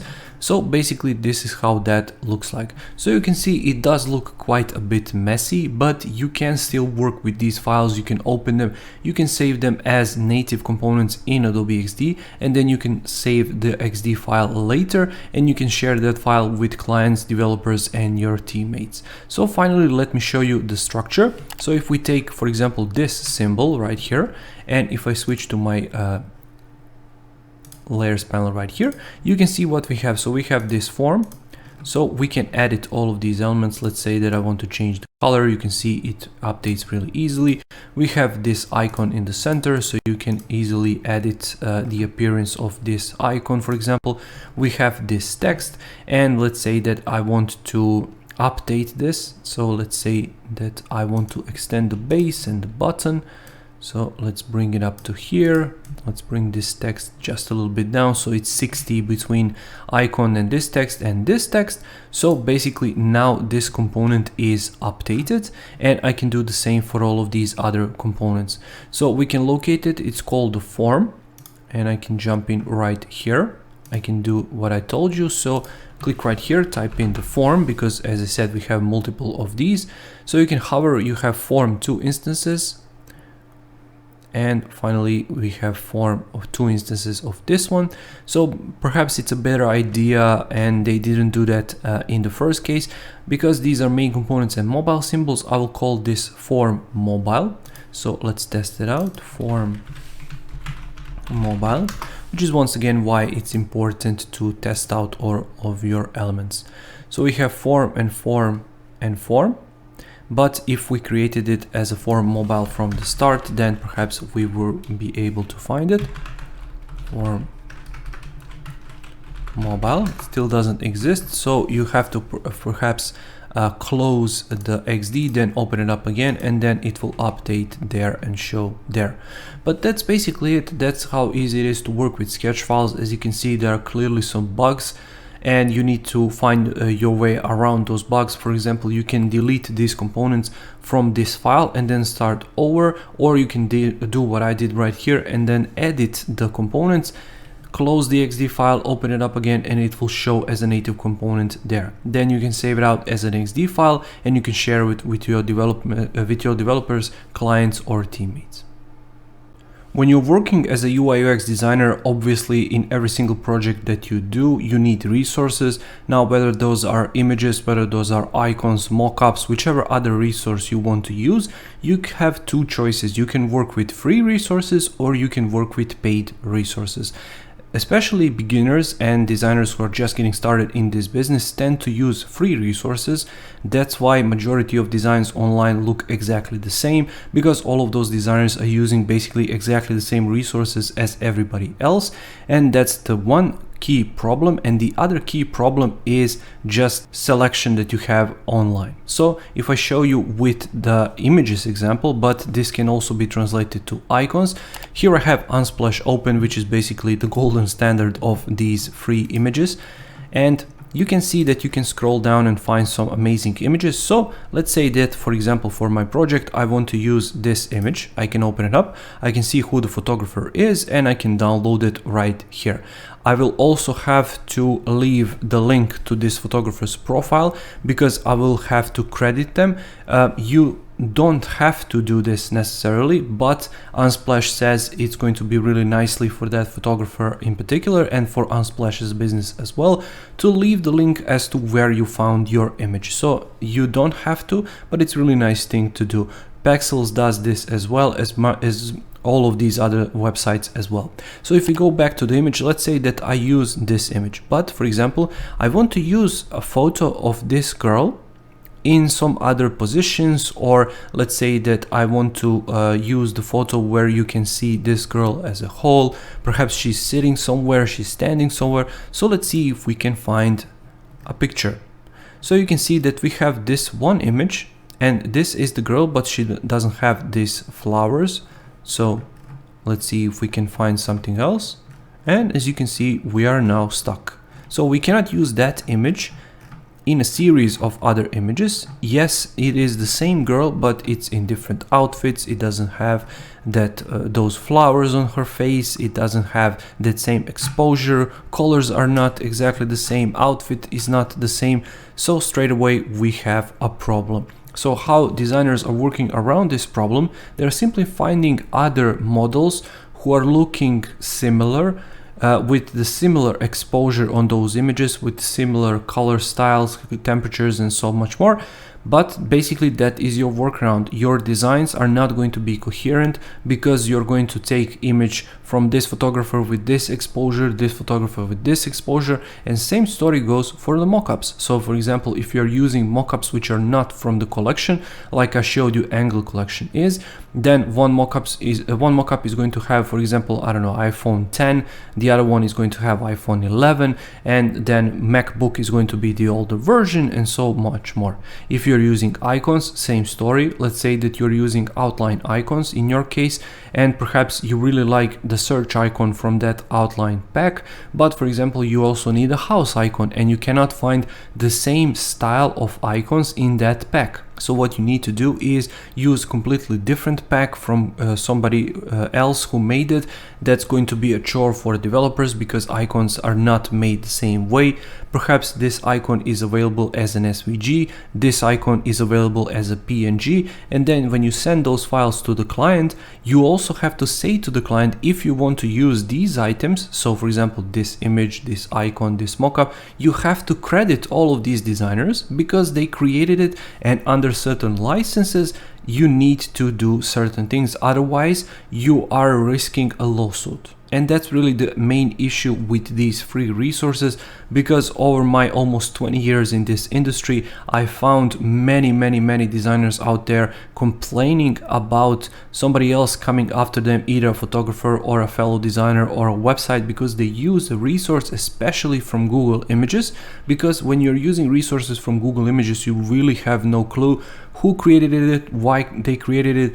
At least with websites like Unsplash, for example, or icon websites like Flat Icon, for example, you at least know who created the original item, where you downloaded it, and who you can credit. But if you're using Google Images, for example, or Google Files, then you're in real trouble, because majority of times you really have no idea who created the original design or the icon or whatever, and then once your client uses it, they are risking a potential lawsuit. So just keep those things in mind. Number one, collections. So your designs are not going to look coherent, because you can take one image from this person, one image from this person, so your design is going to look quite messy, especially on screens with lower latency, and especially nowadays we have 120 Hz screens. So if you're using PNG icon and SVG icon, users can really tell, and especially with these lawsuits. So just keep all of those things in mind when you're getting started, when you're using these free items from the web.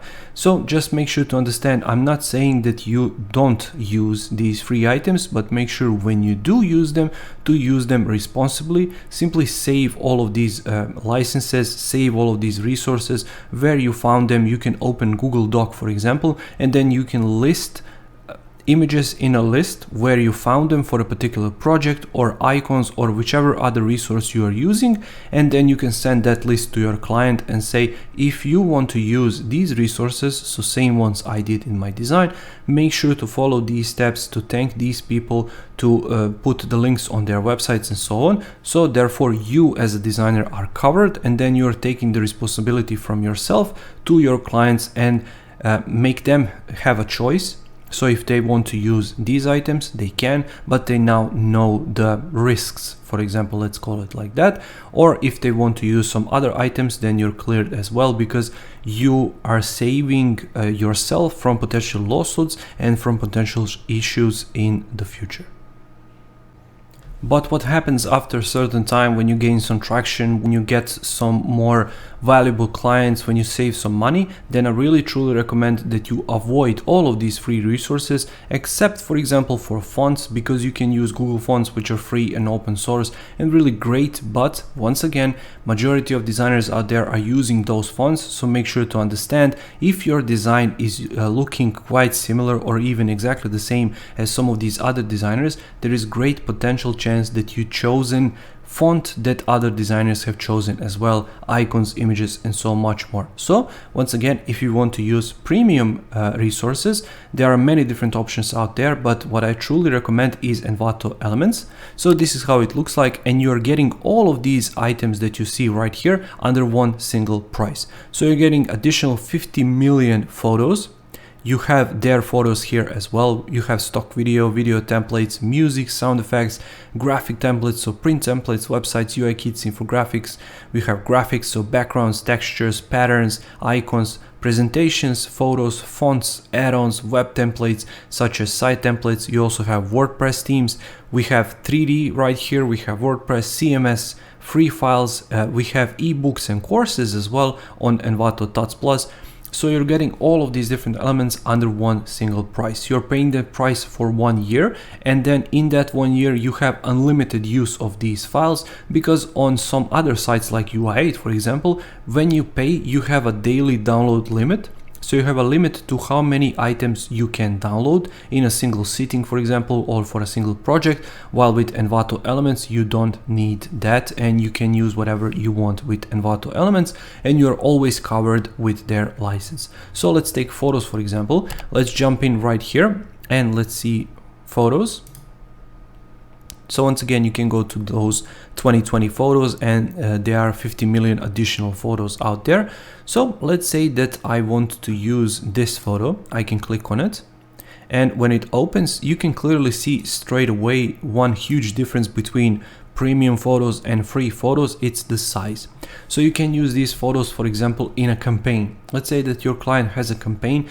They are using this exact photo for print on small surfaces, so let's say on a business card or on a flyer. On big surfaces, so let's say on a side of a building, on a website, so web pages, and let's say for example mobile design as well. Maybe they're using it in a print, maybe they're using it on television. So you are really truly covered number one, by the license, and number two, with the file size, because the file size is huge and you can work with it really easily. Now, when it comes the time to download it, you can simply click right here to download. You can create a new project and let's call it our image or a project image or whatever. And you can simply click create project our image, add and download, and it's going to start downloading right away. You can download without a license, but that way you're going to get watermark all over that image like you see right here. So you can use it and send it to clients that way, but they will still have to purchase that image, so it's really a drag. You can see it's 17 megabytes in size, so it's really quite huge. And let me quickly cancel it so you're not bothered with it, because I want to show you even more. It's by this person, so 74 images. So we are looking at this girl.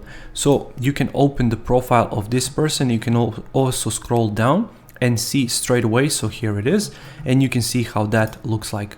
So straight away you can see it's from this series because lighting is the same, models are the same. So you can start scrolling and seeing where that image is. So let's say, for example, you need these images from these people. You can see that all of them are in this office. Lighting is exactly the same, sizes are huge, and you can also get all of these additional images to use from this same series. So let's say that you have About Us section on a website, for example, and you want to show your teammates, you can use these people. If you want to show your work environment, you can use these people, and it's going to look coherent because it's from the same set, created on the same day, under the same lighting, by the same photographer, uploaded on the same place, so in this case Envato Elements, and you can use them all under same license. So you don't need to download 5 images, have 5 different licenses to send to your client, and they have to credit each author of those 5 different images. They can simply use this license. They don't need to credit anybody. They just have that license in case this photographer approaches to them, and they can simply show them the license and say, take a look, my designer got this from Envato Elements, I have the license, and then they are covered. So this is really the main and key difference between free and paid resources. Once again, you can get started with free resources. Just make sure to understand when you're using them, there are some risks involved and there are some professional levels involved, like I explained. But when you're using professional licenses and you're paying for those services, then you really have no limitation and the choice is really quite huge, as you saw right here. Let me quickly show you one more thing with the icons, for example. So if I take you back right here and let's say, I don't know, startup icons, for example, and you can see right here it opens in different categories. So let's say that I need graphics because I need these startup icons. You can clearly separate them like so. You can also choose whichever file format you want, and you also have a bit more of these file formats supported, but they are not shown right here at the moment. So let's say that I really like these ones and I like how they look like. So I can simply visit the person who made them. It's just icon, and you can clearly see how these icons look like. And I can jump in right here and locate the icons, and you can see in the exactly same style you have all of these different icons, so you can use them in your project and your project is going to be much more coherent.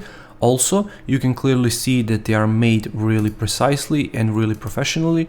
What you're also getting is color icons as well as the outline icons without any color, so you can adjust them however you need and however you want. You also get these premium looking illustrations, which is one big trend I'm seeing recently, especially over the last 1 or 2 years. People are using this plugin in Adobe Xd to generate these illustrations, and every single design out there is looking exactly the same because all of these designers are using exactly the same illustrations, and they are going so far to be that lazy not to change the color of these illustrations and perhaps change the pose, perhaps change the size, composition or anything else. They're just using those icons and illustrations for free. So therefore, Using Envato elements, for example, and services like it gives you that competitive edge, because not only are you covered by these licenses, your designs are going to look fresh because you have all of these examples to choose from, and they are going to look much more professional because you're going to be taking them from designers who have created them inside of the collections. So whether those are images like I showed you or icons like I showed you with this case, your designs are going to look much more polished and much more professional if you're using premium services like Envato elements, for example. If you don't want to get started from scratch every single time, the great way to improve your workflow and to increase your speed is using UI kits. And you can use UI kits which are free and really small, or which are paid and really big. So let me show you a quick comparison right here. So here I have a Chatty UI kit, which is the UI kit that me and my team have created a long time ago. So you have all of these elements, you have all of these components, you have all of these character style right here, so you can get started right away. So if I click right here and take some of these, so for example, let's use this, and let's say that I want to use, for example, I don't know, this top bar, copy and paste it right here. I want to use this image, copy and paste it right here. Let's say that I want to use, I don't know, this button, for example, copy and paste it right here. So you get the idea how quick this is. You just need to copy and paste elements, and you also can use components. So if I take you back one more time, for example, I can go right here and we have navbar chat, for example. I can drag and drop it right here, and I can simply position it to be right here. So you can see you can start building these elements really quickly. You can change these items, you can change the colors, you can change images, icons, and so much more. So that's why UI kits are extremely useful. You don't need to create these elements from scratch, you can simply use them. Now this was my UI kit, but you don't need to purchase anything that we created. What you can do is simply use free UI kits which are online, but once again you are running into this same issue which I mentioned previously about free and premium items. Your designs might end up looking exactly the same, but not in every case. Let me show you. So if you jump in right here, which is adobe.com/products/xd features UI kits, or simply type in Adobe XD UI kits online and go to Adobe's website, you can go right here and see you have Apple design, which is Apple certified design, and this is really extremely useful if you're creating iOS apps. So I really truly recommend that you get this. Google Material Design, same story, but for Android. AEM components, so you can do that. Microsoft UWP if you're working for Microsoft. Platforms for Amazon, so Amazon Alexa if you're working with voice, which is the feature Adobe XD also supports. You have IBM design, and you also have Bootstrap. So if you're working with Bootstrap, you can start there. Also, you can scroll all the way down and you can see you have sign up screen, notes app, hand-drawn wireframes. So you have this design system, presentation, component state. So you can jump in right here and download any of these UI kits to jumpstart your creative process. So once again, just think about it. Always start with free ones, no matter what you're doing, especially if you get started. So just test out waters, see what works for you, what doesn't, and then later on you can purchase some of these UI kits and elements if you want to. But as you saw, the free choice is extremely huge, and this is just on this official Adobe website. There are third-party websites out there and designers creating all sorts of amazing stuff. So I really urge you to check it out and see, because UI kits can really save you a bunch of time and a bunch of energy working on any project, big or small. When you're creating design projects, there are a few things that you should consider, like how big the project is, how long is it going to take you, but also how long can you go with the structure that you have in place? Meaning, if the client for whatever reason decides to expand that project in the future, so if you're doing a website design, maybe they want to add some more pages. If they are doing app design, maybe they want to add more screens. If they are doing dashboard design, perhaps they want to add a few more sections that you didn't count before. So how all of that is going to look to your design process, and is your file scalable enough? Is your structure scalable enough to support that load of additional design requirements and design feedback? So I'm going to show you a file which is from my course, Adobe Xd Masterclass, which is an over 20 hours long masterclass, and you can get it with a huge discount, or if you're watching this course on one of the platforms, you can simply go and enroll now. And if you are already enrolled in the class, then you are going to get this file included in the class files. So here is how it looks like, and I'm usually starting with the design brief. We don't have a design brief here in this singular file because it's an external file, and once again, if you are in a course, you're going to get that design brief. You can then replicate that file to your own projects, no matter if they are big or small. You can use that project file for the design briefs for your both personal and commercial projects. So once again, you're going to get that file when you are enrolled in a course. But here we have this file structure, and as I said, we are usually starting with the design brief, and inside of the design brief we need to get all of this major information, like who the client is, who their target audience is, how old they are, where they live, what they do, how they're going to interact with our app, website, dashboard, whatever we are doing. And then we are going to ask the client all of these additional questions, which are listed and explained in that design brief video. So once again, you can check it out in the course and check out the file as well. Then after you gather all of that information, what we are doing is we are starting in this case with the website architecture. So here we have the website architecture laying around, and I'm not going to zoom all the way in, not to bother you, but this is just the level of all the pages currently at our website, how they are interacting with each other, and this is just at a very basic level about how pages are interacting with each other. If the user clicks on one page, where is it taking them? If they're clicking on another page, where is it taking them? Can they go from page to page? Do they need to go to separate pages, external pages, and so much more? Once again, if you enroll in the course, everything is explained in that video. Below that, we have paper wireframes, and as I said many times, I really like to start with paper wireframes because it's just so easy process. All you need to do is simply use any kind of pen, any kind of paper, and you can simply dump your ideas that you have in your head on a piece of paper. And as soon as you start doing that, you start realizing, are some ideas going to work? Perhaps some ideas might not work with this project. Then you're going to be able to understand that quickly, because you can do that much quicker than with starting with any software, including Adobe Xd, because all you need once again is just a pen and paper. Then once you decide on the overall project style, on the overall project structure, then you can move on from paper wireframes to Adobe Xd. And here we have paper wireframes right here. I scanned them and dragged and dropped them inside of Adobe Xd. But if you don't have a scanner, you can snap a picture with your phone, and then you can bring that picture in Adobe Xd.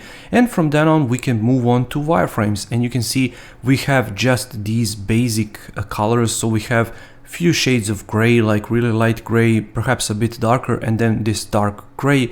We have a logo because in this case client sent us the logo.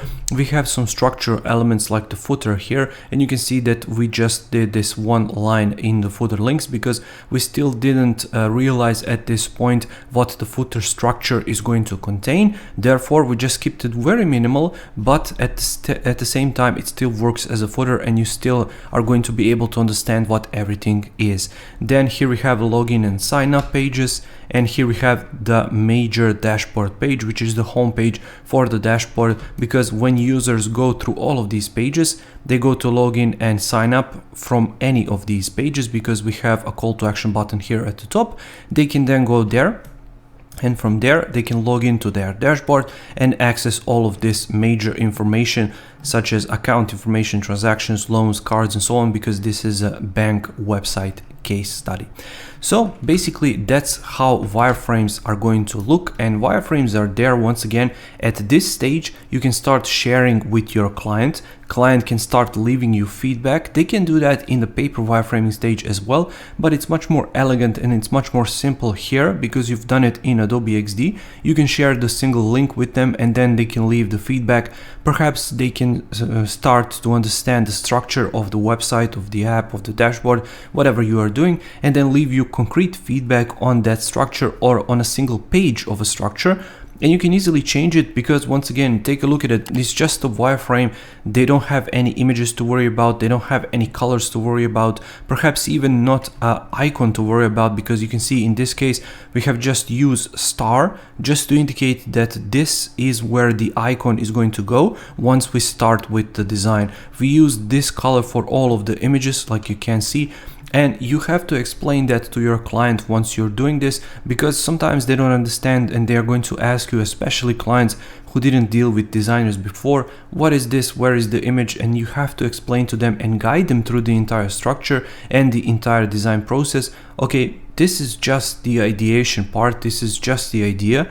This is going to represent the image, this is going to represent your logo, this is going to represent the icon, and so on and so forth. So once they are set on the structure, or at least partially set, then you can move on to the design itself.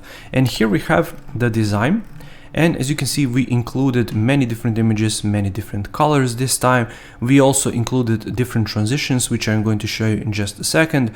As you can see, footer is now as a whole because we actually know the overall structure of our page, where everything is going, how everything is laid out. So we can include that footer. And once again, because of the linking properties, I can simply include this as a component, and you can see, and this as a child component. And all of these are children component of this master component. And any change you make right here to the footer, for example, client changes their mind and they don't want cards, debit cards, for example, maybe they want to change it to something else. All you need to do is simply go right here to your master component. And once again, you know it's a master component because of this filled in diamond, while the child components have this empty and hollowed out diamond. So once again, if they want to change, for example, those debit cards, you can change them here and it will update automatically in real time across all of your artboards.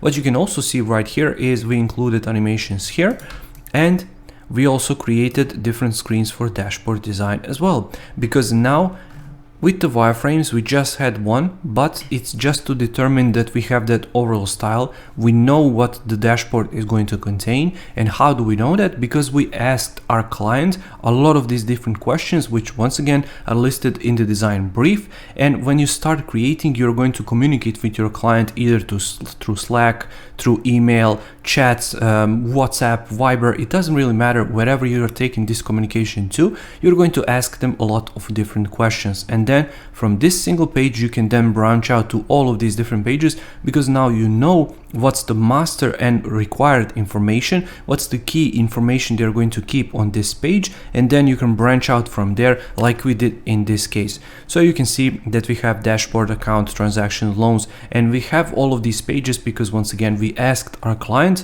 what are their main services. We included those services and simply branch out from there. And once again, I explained all of that in the course, so you can check it out to see for yourself.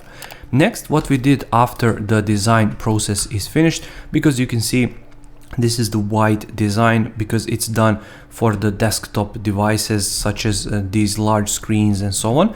So we moved on to responsive website design, and here we have just few examples of different grids, and this is just how one of these pages looks like. So this is just the home page, and I showed in the course how you can go from this wide layout all the way down to this small layout and adapt your layout to all of these different pages. Now, we didn't move on to all of these other pages because then the course would take something like, I don't know, 100 hours or something like that. So I just explained the overall structure, how everything works. I guided every single student through this entire process, explained how all of these different elements are adapting to these different widths and heights, and then we moved on to responsive website design for our dashboard screen. Now we also did the same thing here as we did here. So we just use the dashboard home screen, and it's the same thing for this page. So dashboard home screen and website home screen here as well. And we adapted them through all of these different sizes. So basically you have 5 different sizes, and you can know how many sizes your client is going to support by simply asking them. If the client doesn't know, if they don't understand, then they can simply ask their developers about all of these different widths. This is especially important in web design, in app design as well, because just imagine you are creating a design for iPhone 12, for example, and the client wants to support iPhone 8. They also want to go down to the iPhone 7, but those older phones do not have a notch on the top. So therefore you have to adapt your design to fit the needs of the smaller screen. Also the screen density is different, so therefore you have to prepare yourself by asking your clients all of these questions, because it's a different thing if they have just one page in one size and that's it, or if they have, like we do right here. So let's check it out: 2, 4, 6, 8, 10, 12, 14, 15 different pages, as you can see, in 5 different sizes. And we also are doing wireframes like this, and wireframes on a piece of paper, and website architecture, and so much more.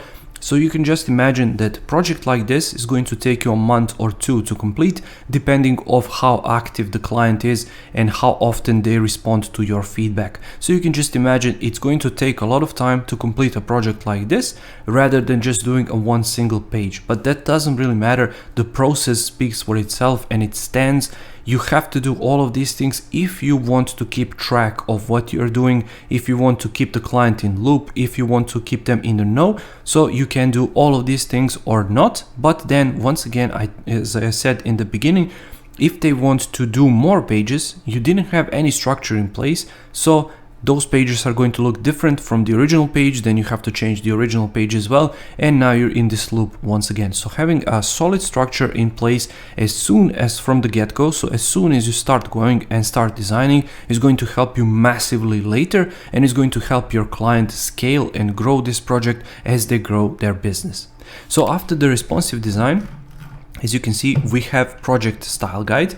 And project style guide contains everything from colors to typography and different font sizes and font weights, to iconography, to different components, and so much more. And you can see right here how many character styles we have, how many colors we have, and finally how many components we have. You can see there are loads of them.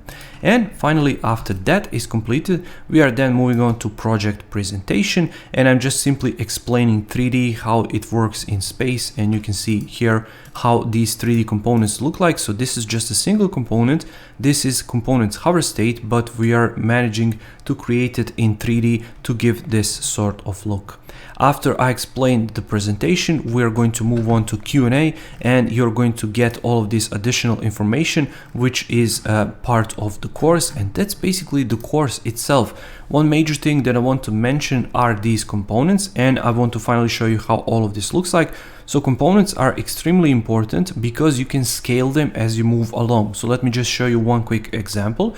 If I zoom in right here to my website responsive design, you can see that these are components, because if I double click right here, we have the hover state and we have the default state, and we have the same thing for all of them. You can see hover state and default state.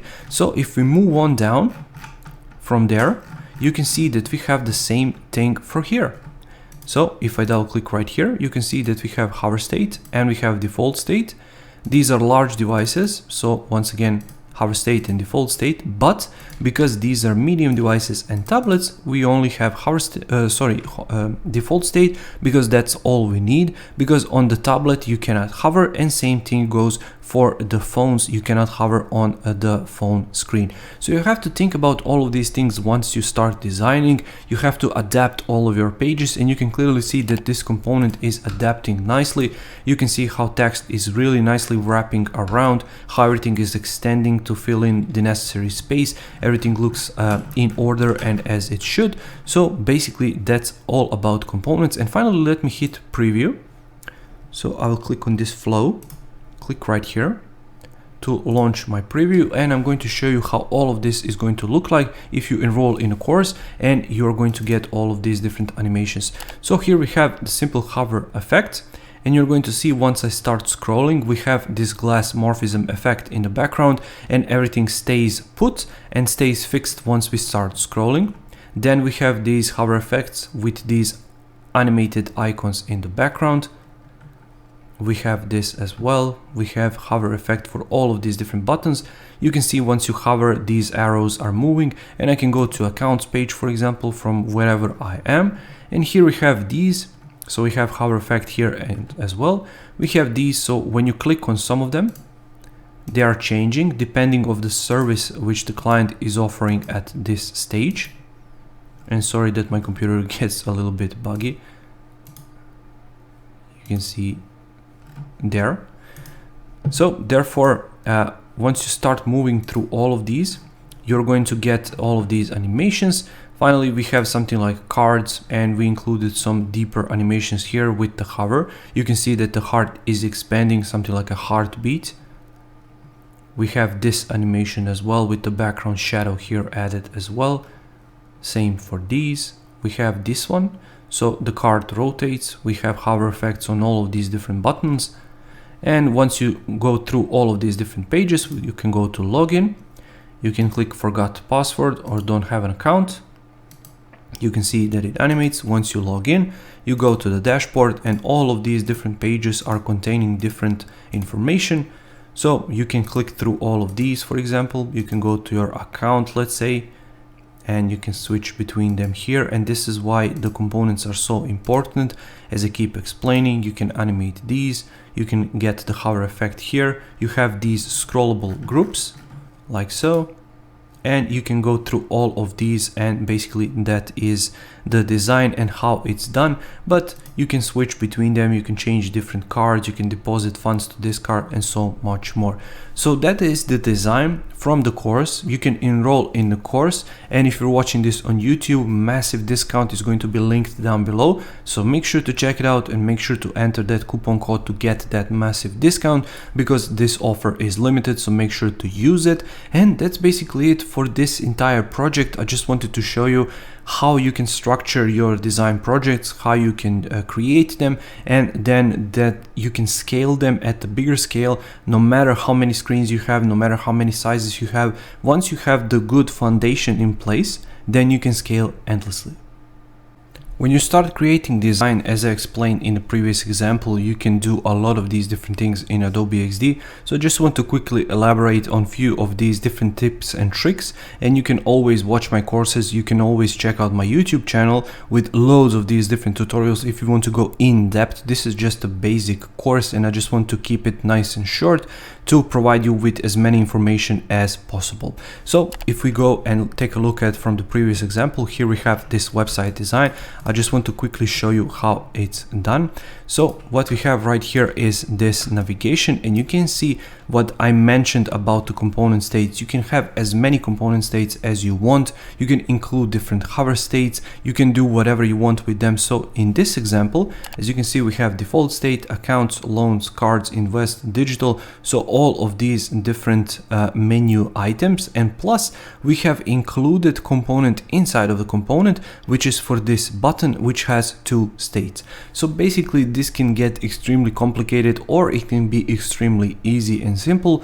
When you're just getting started, make sure to keep things nice and simple, not to confuse yourself. But once you get some exposure, once you get some understanding of all of this, make sure to try and include different component states, because it's going to make your life a lot easier and a lot simpler than with just a single component.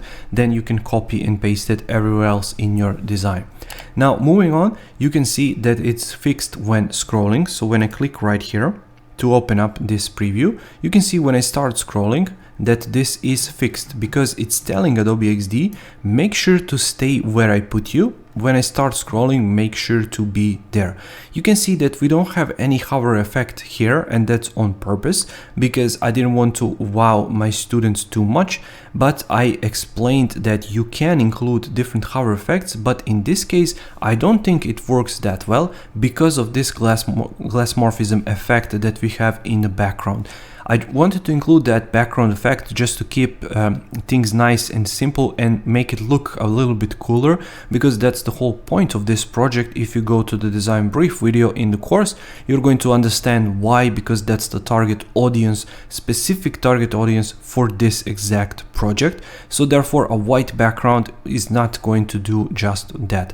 But if you're doing one color background like white, gray, dark gray, black, whichever other color you include, then you can include hover effect for every single of these menu items, like we do here for the login button, for example. So this is just a default state, this is a hover state, and you can see it works no matter where you are located.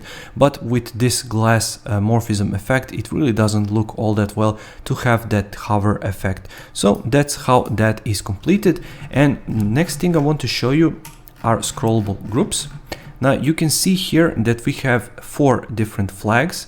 we have 4 here, but we have 3 here, we have 2 here, and that's done with scrollable groups. So if I take you here to the original page, you can see how that looks like. So we have 2, 4, 6 different flags with 6 different exchange rates. But here on the mobile version, for example, we have just 2. So let me quickly take you to this one. So it's for the tablets. Let me quickly enlarge it and let's go down where they are. Here they are. So what users can do is simply tap and scroll between all of these and then go left and right. So what this is doing is you are preparing your design for different devices and different device sizes and different screen sizes. And you are doing this in this case with something which is called a scroll. And when you click right there, you can see that this horizontal scroll is included. You can also include vertical scroll, and I can even show you that in this example, which is for our dashboard responsive design. Or we can even go here. If I click right here, then click here to preview, you can see that we have vertical scroll included here, which is great because you can set this cutoff points and you don't need to extend your design all the way down. You can simply use the space that you have, and then you can simply include these scrollable groups in place, so you can show all of this different and additional data and information rather than simply extending your design and making the user scroll through your design as a whole. And finally, you can do a lot more with this. We don't have a map at this concrete example, but what you can also do is do these animations. So if I double click inside, you can see that we have default state and we have hover state. It's really quite simple, but also there are some drop shadows included. There is some circle included right here. So there is a lot going on, but it looks quite simple and it looks quite nice. And also with this example right here, for example, we have the same card as down below, but now hover effect is a lot bigger.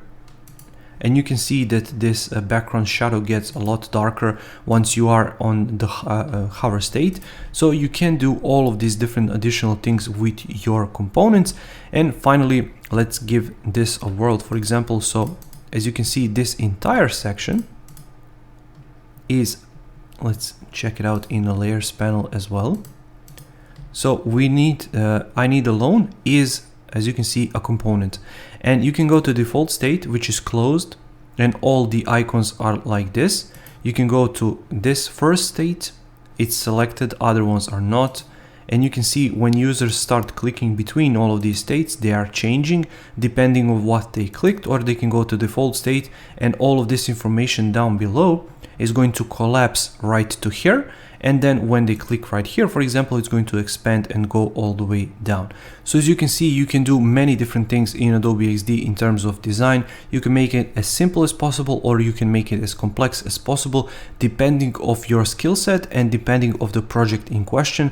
Some projects really do not require any complex animation, any complex transitions, any complex designs, while others require you to do so. So make sure when you start learning, when you start growing, when you start gaining some exposure and some traction in this UI UX design world, make sure to try to focus on expanding your skills as much as possible. Make sure to learn shortcuts as much as possible, because it's extremely important later down the line to know as many of these shortcuts as possible, because they're going to help you massively. Next part of Adobe XD which I want to cover is prototyping. It's really important because in the past, for example, if you have created your designs in Photoshop, you have to use external resources, something like InVision, to create prototypes. So therefore you have to export all of your Photoshop files or link them with InVision and then create your prototypes there. Then you have to send InVision link to your client. Client has to respond there. You have email notification, which is just too complicated for today's quick developing world. So Adobe XD has these great features included inside, which is prototyping. So you can create, prototype and share or collaborate with your clients or teammates all within one app, without any need to change these apps, without any need to pay for external resources. You have all within one app and you can get started for free. So let me show you. In this example, we have prototype here. So I showed you design. When you click prototype, you can see that instantly all of these blue pins started to show up. and these are for these flows. So you can see that on this flow, we don't have any connection. With this flow, we have a lot of these different connections. With this flow, we don't have any, and with this flow, we don't have any, but when I click right here, you can see that we still do. And also when I click on this artboard, you can see that we still do, and it's still connected with some of these main screens. So what all of this means in translation to English basically is you can connect all of your artboards between each other. You can connect them with one single size, like I showed you for the website size, but you can also connect them with the responsive size, and you can show to your clients directly how all of that is going to look like. So when you start sharing, and we are going to get to the sharing in the next part, then you can share either one flow, which is just, for example, website design for desktops, or you can simply share all flows, which is all website designs in all sizes. So if I show you how these prototypes look like, let me go to website design. You can see how many interactions we have right here. So if I zoom in really nice and close and click on this artboard, and you can see it's homepage design, this is account design, loans design, and so on and so forth. Every single one of these, and once again, you can go in the course, you can take a look at, because it's over 20 hours long. And once again, this is just a basic course to explain all of the basics of Adobe XD. If you enroll in the course, we are going to go through all of these different pages, and I'm going to explain in the course every single one of these interactions, why it's connected like this, why it's completed like this, and what you should done better for your own personal projects. So what you see right here with these blue lines is basically you can click from one part of your artboard, drag this blue line to another once you are in a prototyping mode.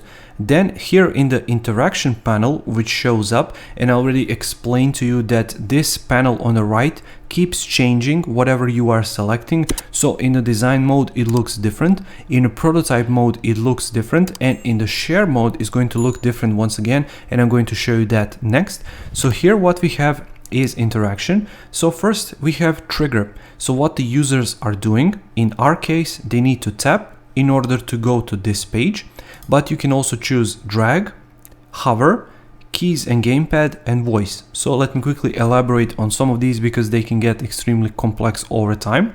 So once again, tap, you can use it for desktops or you can use them for mobile. So tap can basically means the tap of a mouse or the tap of a finger. So no matter which device you use, you can use the tap. Drag is basically the one I showed you before in the previous video with these flags, for example.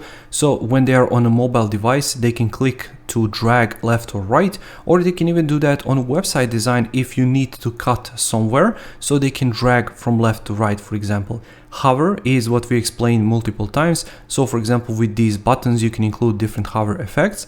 Keys and gamepads is basically if you are creating some experience for a game, you can include something like a PlayStation controller or Xbox controller, and then you can program what every single key does. And then once you start sharing the prototype with your client, if they have the same controller, they can basically sort of play this game with you inside of Adobe XD, which is extremely cool. And finally, we have the voice. So you can do something like Google Assistant, Amazon Alexa, or Siri. You can integrate all of these different controllers if you are designing for voice. Next up, we have action. So what happens when user taps, which action is going to take? We can go transition, we can do auto animate, overlay, scroll through previous artboard, audio playback, or speech playback. Transition is basically it transitions from one page to another. Auto animate is this magical feature of Adobe XD which uses AI to learn what you need to do, and you can watch my courses or my YouTube videos because I use auto animate all the time. I really love it, and basically it knows what you need to do between two states and animates flawlessly, so you don't have to create something like keyframes in Adobe After Effects, for example, or something like that.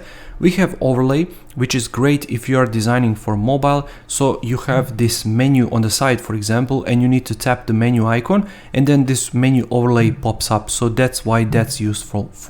But you can also use it for menu items in website design if you need that overlay function in place. We have scroll to, So you can create anchor links. For example, if this is just a singular page and all of these are different sections, then users can scroll through all of these different designs. And then, for example, when they click on this page, it's going to scroll through here. When they click on this menu item, it's going to scroll through here, and so much more. Previous artboard speaks for itself. Audio playback is if you need, for example, to create an error state when they tap there, it's going to play that audio. And speech playback is great once again for voice if you're designing for these assistants. Preserve scroll position basically does what it says on the tin. If you click there and for example, it goes to here, it's going to preserve the scroll position. In this case, it's going to be on the top, but if you do that here, for example, it's going to be at the same position when they go there. Destination, so you can choose whichever one of these artboards you want. Animation, you have a bunch of these different animations in place. And finally, we have easing. So how animation is going to look like. Is it going to go in harsh? Is it going to go in soft? Is it going to go out harsh or soft? Is it going to bounce? Is it going to snap into position? So you can choose between all of these. And if I click here, you can go from none, ease out, ease in, easing out, snap, wind up, and bounce. You have all of these different options. And finally, we have duration. So duration, how long this action is going to take. So in our case, when they tap, it's going to transition to accounts design using the dissolve animation with easing out easing, and it's going to last for 0.4 seconds. Now you can add additional actions here, so additional animation, but I'm not going to bother you at this stage. So basically how all of this looks like in place, I'm going to click here, I'm going to click on the preview, I'm going to click on the accounts, and it's going to transition to that particular page. Once they click logo, for example, it's going to take them to the home page, and you can see once they click accounts, this is going to pop up, but once you click loan, it's going to transition there and narrow in size. So you can do all of these things and much more in Adobe XD with these prototyping features without any need to go to external tools like InVision, for example, in the past. Or you don't need to pay for additional services. You have all of that included in Adobe XD to get started right away. Another amazing tool that Adobe XD has is sharing. So as I said, you can design, prototype, and share all within one app, and it's located right here at the top. So once you've done designing, once you've done prototyping and connecting all of your artboards, all of your different states, all of your different screens, then it's time to share with your clients. And it's important to note you can share at any point of your design process. So for example, if you are in wireframing stage, you can share from there to get feedback and then move on through that feedback and create design, update that prototype, update that link, and share it with the client. Once again, they can then provide you with the feedback on the website design, responsive design, and so much more, even on the style guides and project presentation. So at any point of the project stage, they can provide you with the feedback. So how can you actually share it? Well, as I said at the beginning, I'm using a free version just to illustrate that you can do this. No matter where you are in the world, you can get started for free with this. So basically with the free version, you only have one link sharing option. So if you're working on multiple projects at the same time, you will have to pay for Adobe XD, but on their website, it says it's just $9 a month. Or if you have Adobe Premium package, if you have Creative Cloud paid for, then you have Adobe XD included in that Creative Cloud subscription as well. So when you want to share, you can simply select what you want to share. In our case, we want to share this website design. You can also share the dashboard design, but I want to share this. And you can choose different settings. So for design review, get feedback on your design or prototype. That feedback can be provided either by the teammates, your client, stakeholders, even developers. Development, you can share your design or prototype with developers. And what this does is it provides snippets of code for your developers so they can easily see, for example, inside of the CSS, which colors have you used, which spacing have you used, which margins have you used. So for example, with typography, which sizes have you used, so they can start integrating that right away. And if you're using web-based fonts, for example, these Google fonts, which we are using in this course, then they can easily integrate the link to those fonts and then start with the code right away. Then we have presentation, optimized for presenting your designs, which is great. If you, for example, go to your client's office and you want to present this on a big screen, then it goes into full screen mode without any distractions, and you can present it sort of like a PowerPoint presentation, for example. Then we have user testing, which is ideal for testing your prototype, and you can hide in this user testing mode. For example, you can hide all of these different elements like navigation, so you are not allowing to your users to see where they need to click. They have to figure that out for themselves, so they can then provide you with the feedback and you can know where you need to move on forward. And finally, you have custom, and you can create customized experience from all of these combined. Link access, so anyone with the link, only invited people, you can invite them via email, and anyone with the password, so you can password protect your links. Finally, all you need to do is click create link, and before I do that, you can simply rename this to, let's go with new bank website design to match a little bit what we have right here. Hit create link. And depending of your internet speed, depending of how big your prototype is, depending of how much stuff Adobe XD has to upload to the cloud, this can take longer or shorter. So whatever you are creating, just make sure to keep that in mind. If you are in a tight schedule, if you are on a tight budget, make sure to project this into that, because sometimes it can take a lot of time for it to upload, and then sometimes it can take a lot of time for your clients to open them up if they have slow internet connection as well.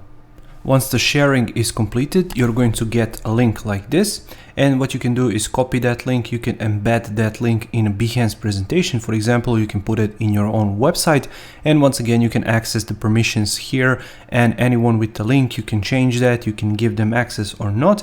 And basically, once you copy and paste this link in your browser or send it to your client, this is how the overall experience is going to look like, depending on what you have selected here in Adobe XD. So is it for design review, is it for prototyping, is it for developers, and so much more.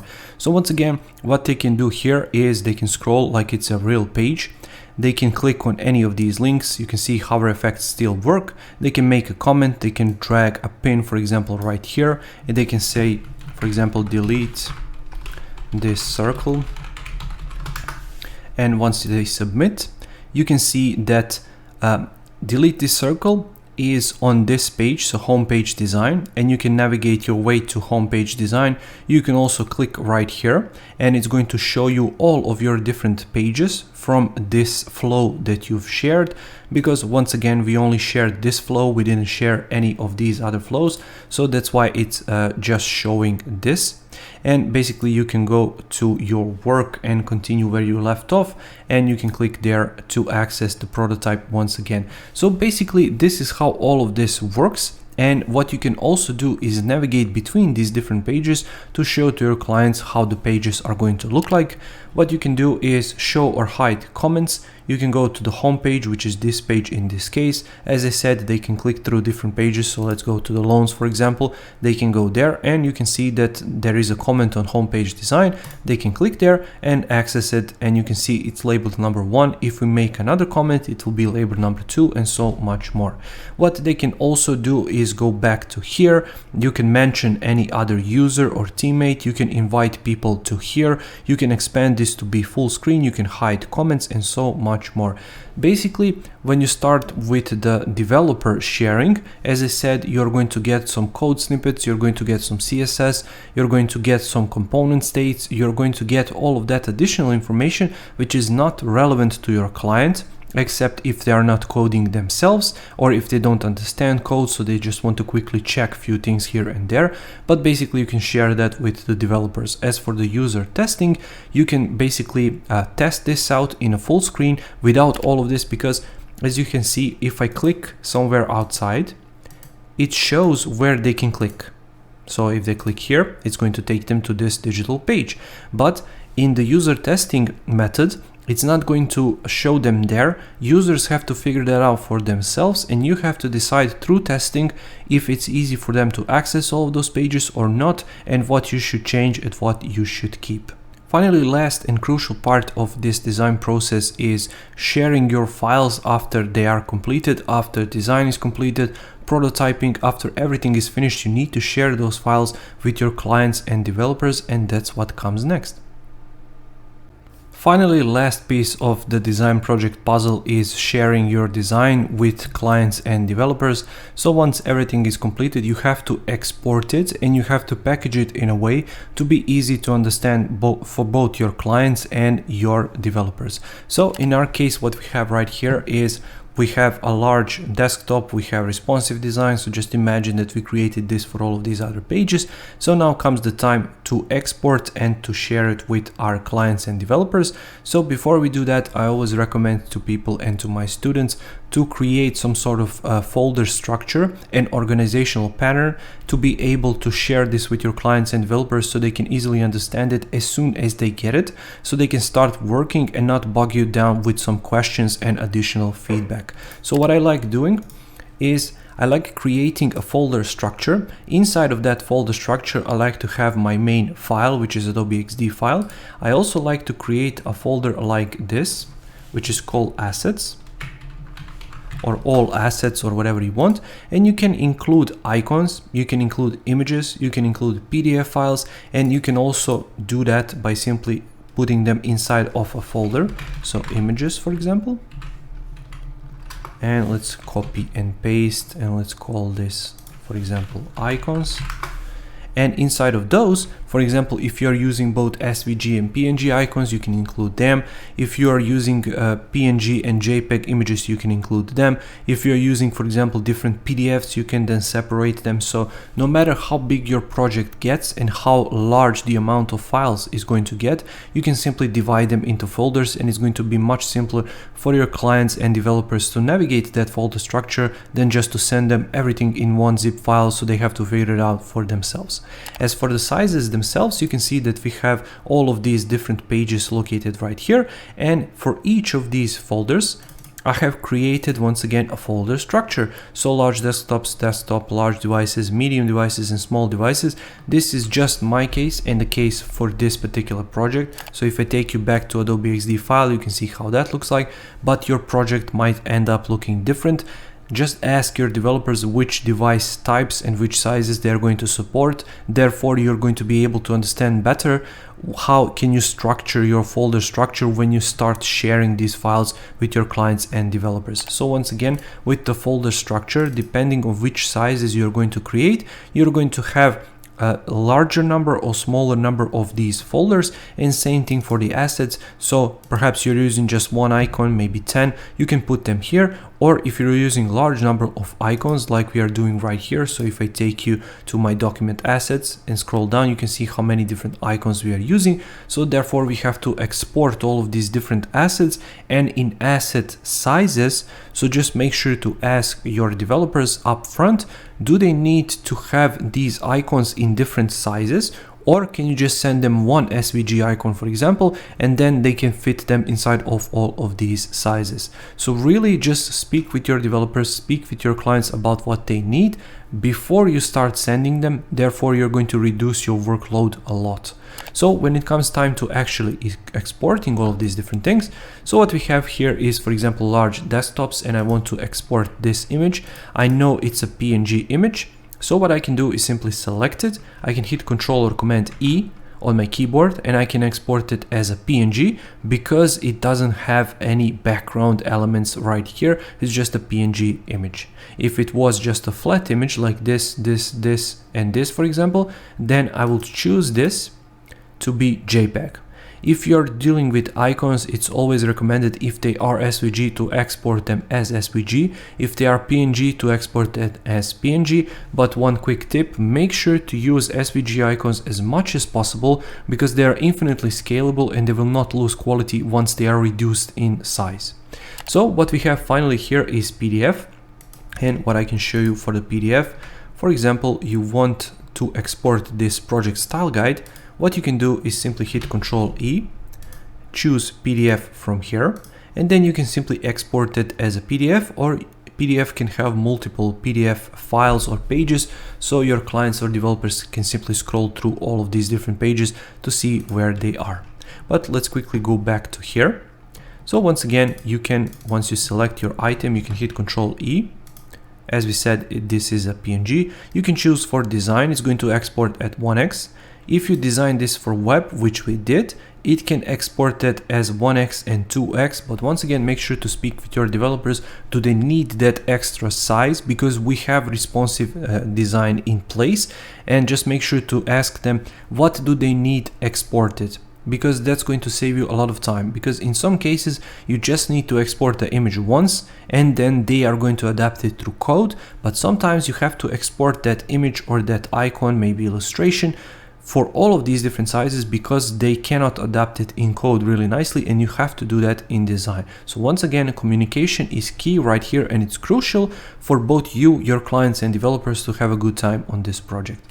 So what we have right here is iOS. So you can select 1, 2 and 3x. 1x is the original size, 2x is double the size, and this is triple the size. And finally, where you want to export this to. So if I take you back to here, for example, we have the home page and we have large desktops. So this is going to be our navigational pattern. So no matter what you're choosing right here, it's going to take you there to that place. Finally, we have Android, and it's going to export with all of these different sizes, and that's just Android and how it's organized. For SVGs, you can have all of these different attributes, and you can choose, do we want to use internal CSS, or they can use external, optimize, minified, so it's going to reduce the file size even more.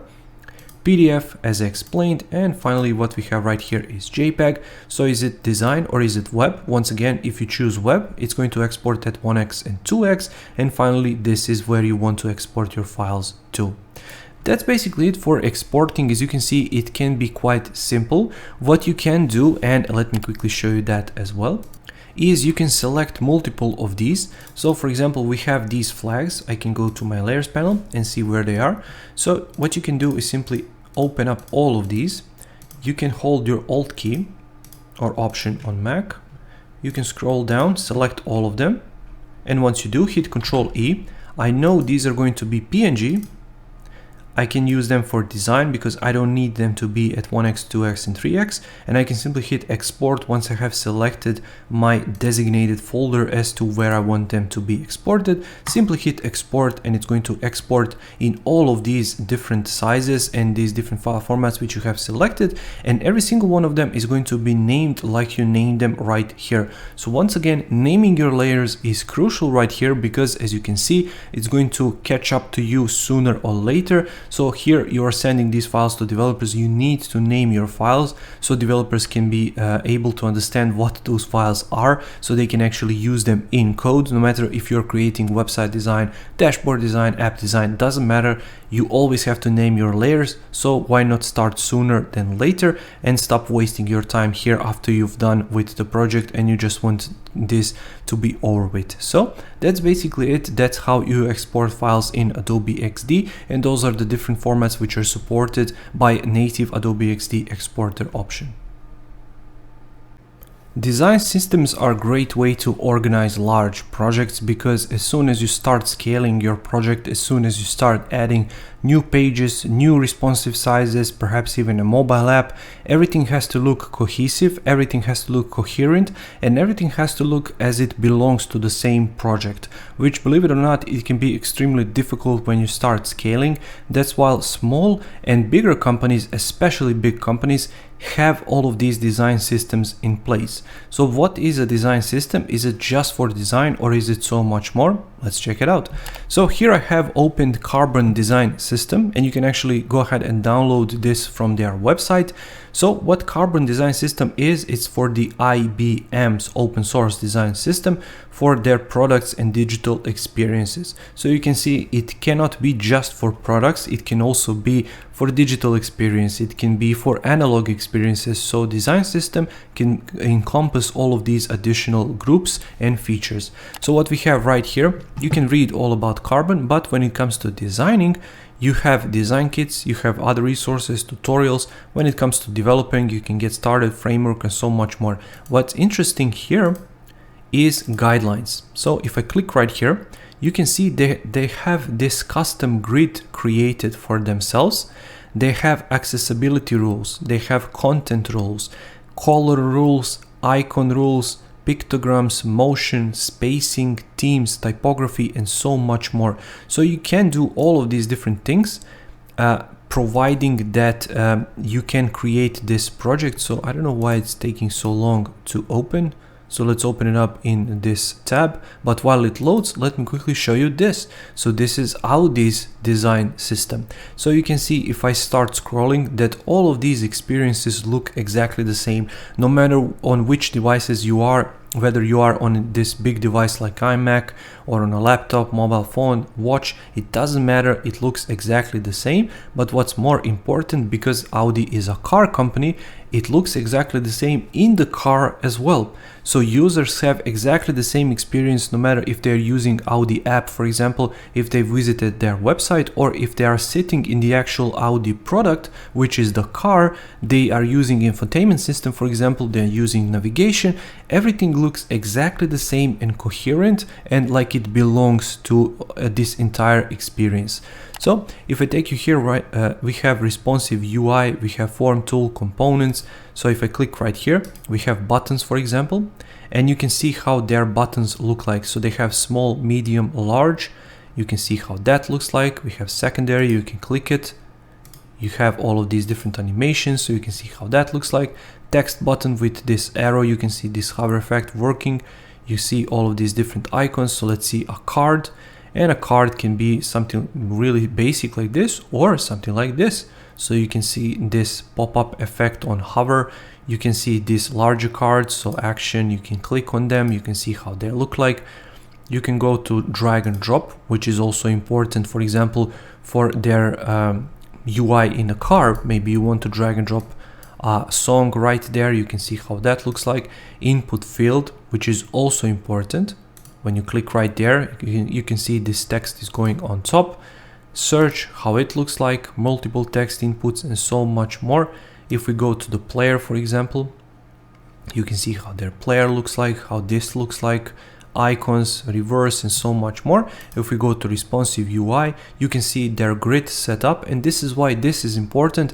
You can set these grids to follow up this entire project, because, for example, if you are creating this project, let's say in 2021, and then client decides in 5 years time to go back to you and then allow you to continue and add all of these additional pages, additional screens, you're stuck, because either you put this design process in place and maybe even create this design system on a smaller scale, then you can simply pick up where you left off and continue from there. If they want suddenly to change the colors, to change the styles, you can easily do that because everything is in place.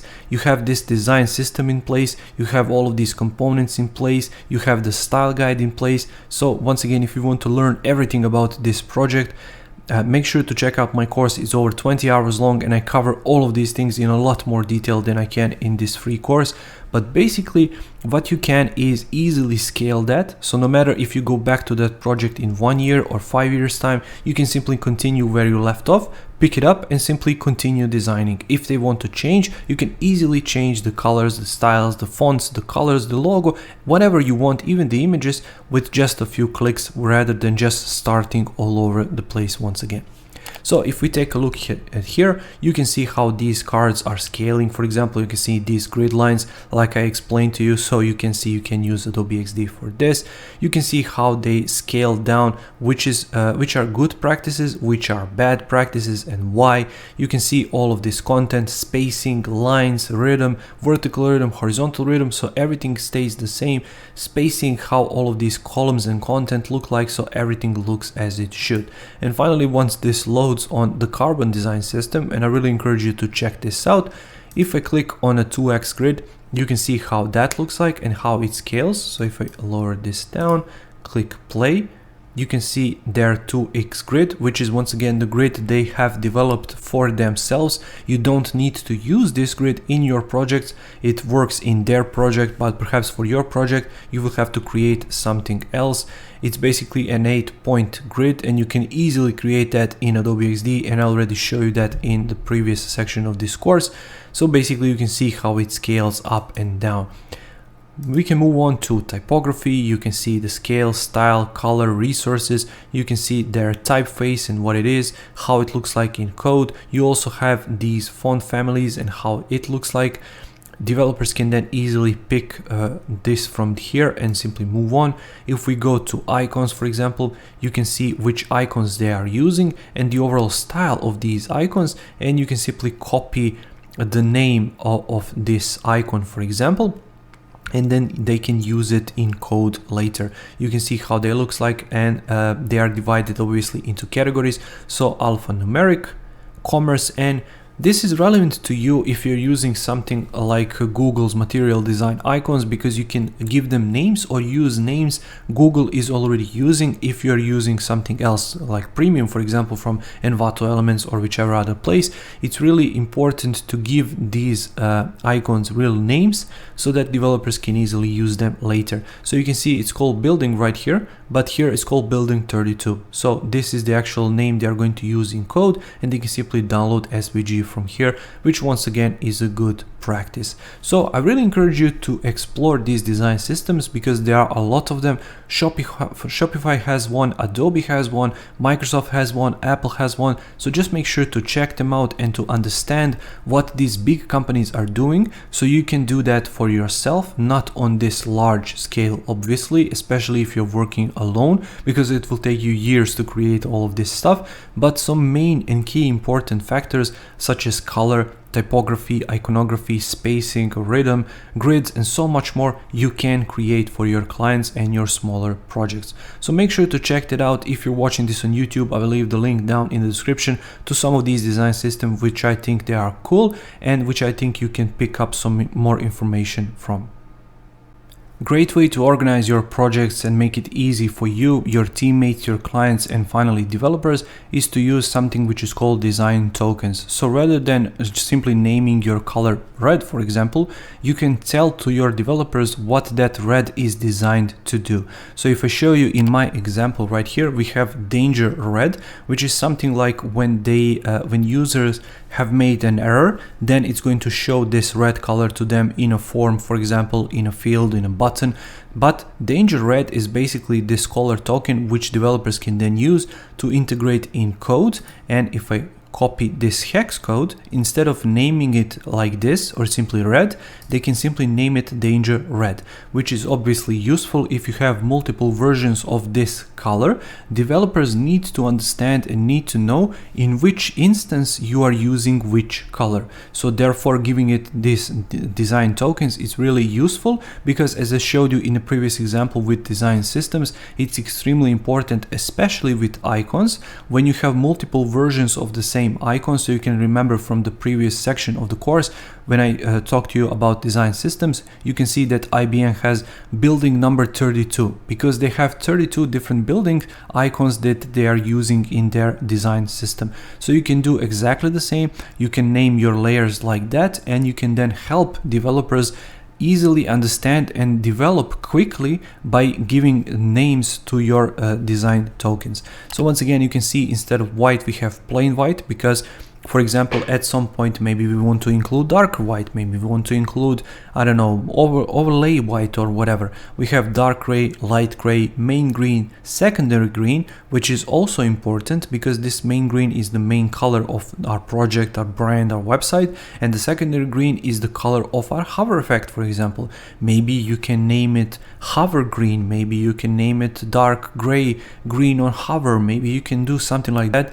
But once again, it's always best to speak with developers about this and simply ask them how would you prefer your colors to be named and all of these tokens to be named, so they can easily understand them later in code. You can also do that with character styles. So here I have Poppins 16, but in some cases maybe I want to name this H1 Poppins 16. Maybe I just want to name it H1, maybe main H1. This is H2, this is H3, H4, H5. So for example, header, maybe paragraph text, so you can call it paragraph size.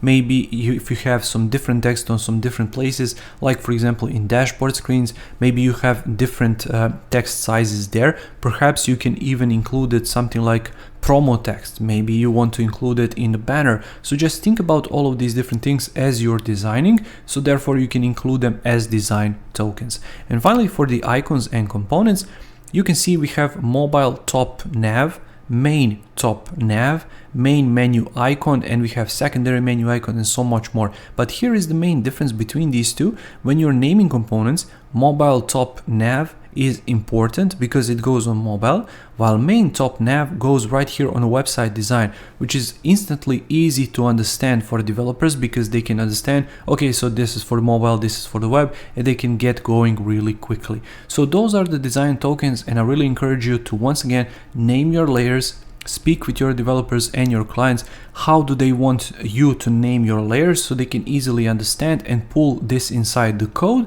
so it can reduce you the workload later once you actually finish the project. Style guides are extremely useful because they can help your clients and especially developers understand which assets have you been using in your designs, and they can follow the overall style, they can follow the color, they can copy and paste colors from your style guide. So if I take you back to our example here that we were using, we have a project style guide right here. So if I zoom in real close, you can see that we have all of these different colors. So they can see plain white, which once again, if I take you right here, here it is, light gray, so they can quickly glance and see which hex code you were using. So they can copy this hex code, paste it directly in the code, wire it all together in code, and they are going to have these colors integrated. The other option is, because Adobe XD is free, and I always recommend this to the developers which I'm working with over the years, is simply to install XD, open this file up and simply copy and paste this directly into code if they want, because like this they can simply scroll through and understand where have these colors been used. Same thing for the typography, so you can see different colors for different sizes, different spacings, different line heights, different everything is different here, so developers can easily understand, oh, okay, this is that, I can use that here, I can use that there, this is used for that. Also, one thing to note, if you're sharing for developers, it's going to be much easier for them to give them that link, because they can easily copy and paste these styles directly from that shared link into the code. But once again, this project style guide is really useful to keep things looking nice at a glance. Iconography, so once again they can glance at to which icons have you been using, and in this case we have this card. So if you have used 50 different cards, you can put the text below and call this, for example, website design card page scroll 3 or whatever, so they can know where you have been using this concrete element in your design. So that's where style guides come in handy. Clients can also see these style guides, and this is really simplified version. You can create as complex the style guide as you want. You can include different images in your style guide. You can create different mood boards for inspiration. You can include them in the style guide. You can elaborate more on the paragraphs, for example, so you can create bigger paragraphs, smaller paragraphs. You can show how the paragraph looks, left align, center align, right align, so you can put as much information in this style guide as you want. Or some projects don't require style guide at all. So once again, you have to speak with your clients and developers, do they actually need this style guide? Because if they don't, this is just a design exercise for yourself, or if you just have too much spare time on your hand, you can create this. But once again, style guide requires a lot of time and a lot of effort and thought put into it. So if you don't have to create a style guide, by all means don't create it, but ask your clients and developers, do you actually need to create them? Because when you start sharing, you can share for clients and share for developers, and both of them can get the picture there instead of you additionally creating this style guide. But once again, it's important part of the design process itself. Finally, the last part of the design process are presentations. You have to have good presentational skills, either in person, over the Zoom call, Skype call, or in the presentation itself. So you have to explain what the problem is, how do you access this problem, how do you go about it, how do you go about finding the solution, and then how did you solve that problem. You have to show everything inside of your presentation, and this is usually called case study, and each project is the case study for itself. But how do you know what you need to present? It's really easy. Simply go to Google. Before you go to Google, make sure to understand, is this project presentation before you start working or after you start working, and you have to use it for your portfolio. Because before you start working, you have to explain to your potential client, because they are not your client as of yet, but you're pitching to them. You have to explain what your capabilities are as a designer. So you have to sell yourself to them, basically, to work for them on their project. So you have to explain your problem solving skills and how are you able to help them on this particular project. If, however, on the other side, you have finished this project and you just want to show off your design skills and your entire process while designing this website, then you have to go about it the other way. So in the first method, make sure to use something like a PowerPoint presentation. You want to show as many problems that you can solve as possible in that particular niche, so the client can understand you easily. If I give you an example, if you're approaching, because we used Audi in the previous example, let's say that you go to your local Audi dealership and you want to redesign their website. But what you have done previously is redesigned a bunch of these gaming websites.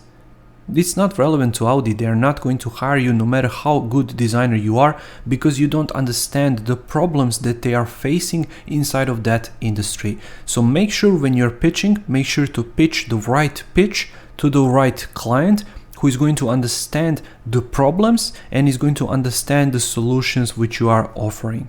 Therefore, it's going to be a better fit for you and it's going to be a greater project overall. On the other side, when you finish the project and you want to show it off, either in your portfolio, in your Behance page, or even to your future clients, which is also important, you want to show them how you solved the problems in your previous projects in the same niche they are in, and there you have a winning combination. So let me quickly go to Behance and I will show you some good examples which I quickly found, but you can also explore and find different examples which works best for you.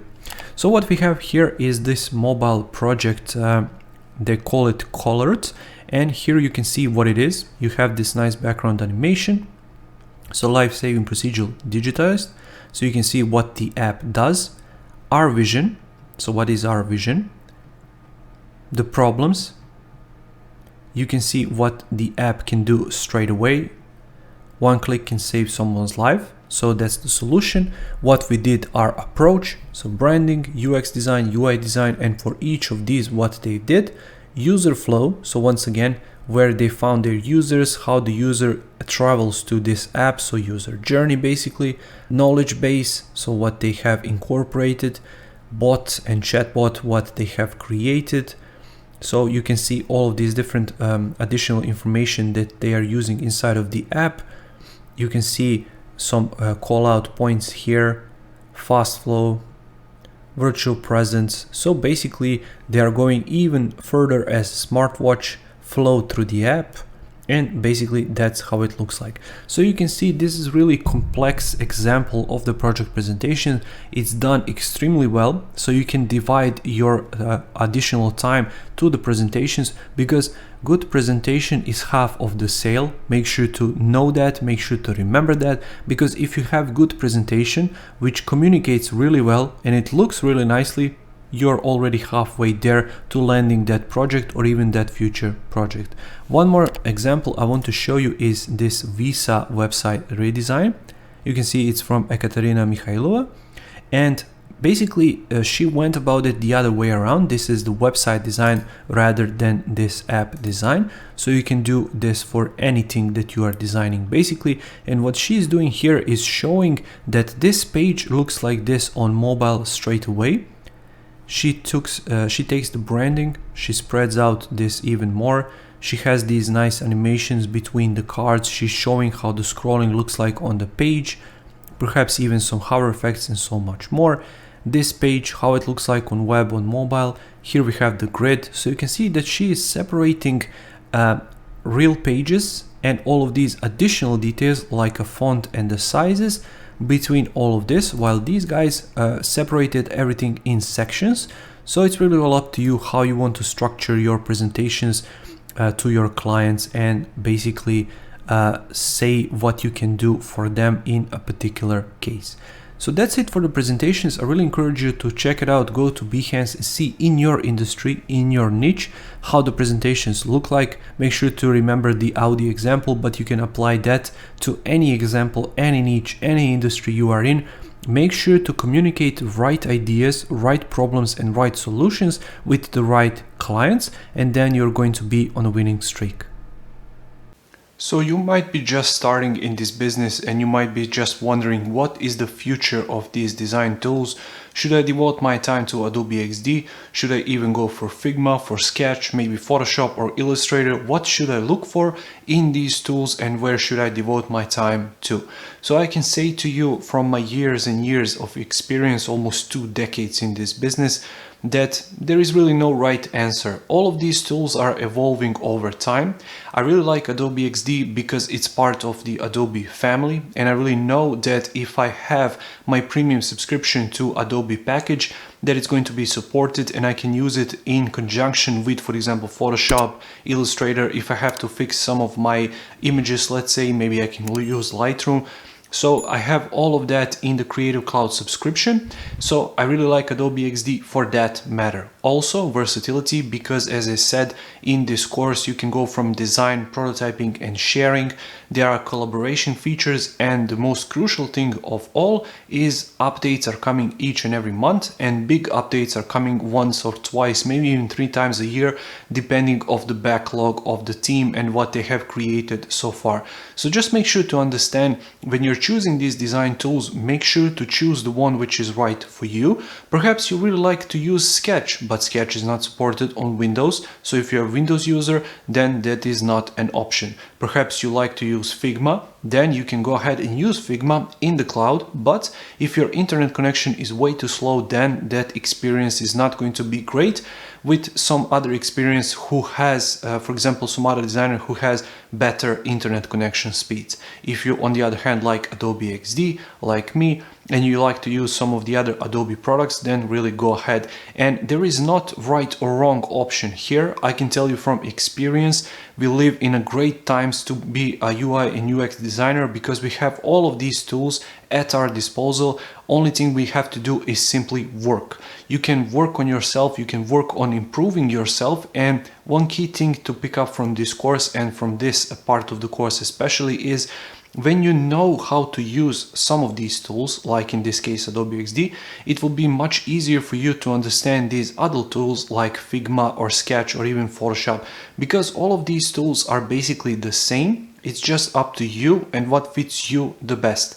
If you want free versions, then XD and Figma are great option. If you're on a Mac and you really like Sketch, or your team is forcing you to use Sketch, or you really want to use Sketch, then you have to pay for the Sketch. So just make sure to see what's best for you.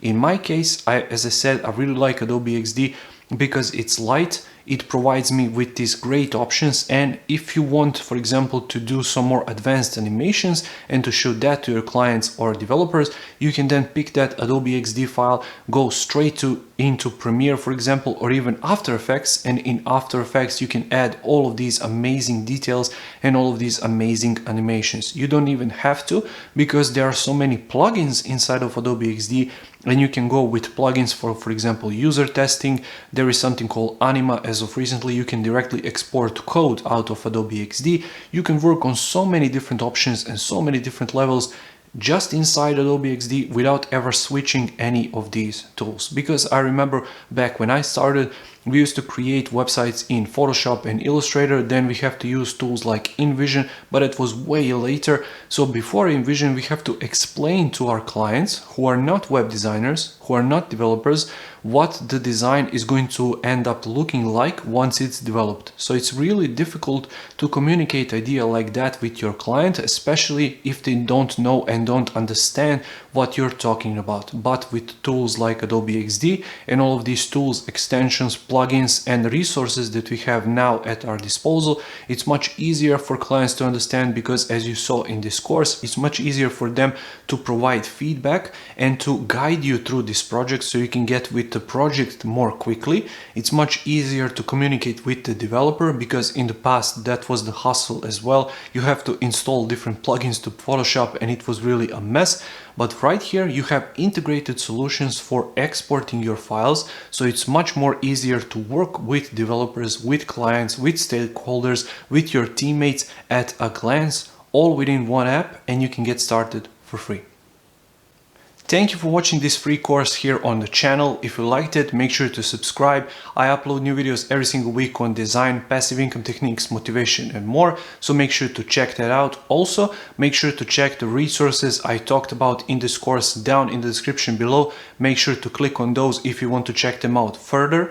Also, if you want, you can enroll in the course. I mentioned the files in this course. You can enroll at a massive discount. Link is going to be down in the description below. All you need to do is visit that link, click on the buy now button, then you can enter the coupon code and get that massive discount. So if you want to do that, make sure to hurry up, because this is the limited time only and this is the limited offer. So make sure to use it if you want to advance and get that 20+ hour long masterclass for that way cheaper price.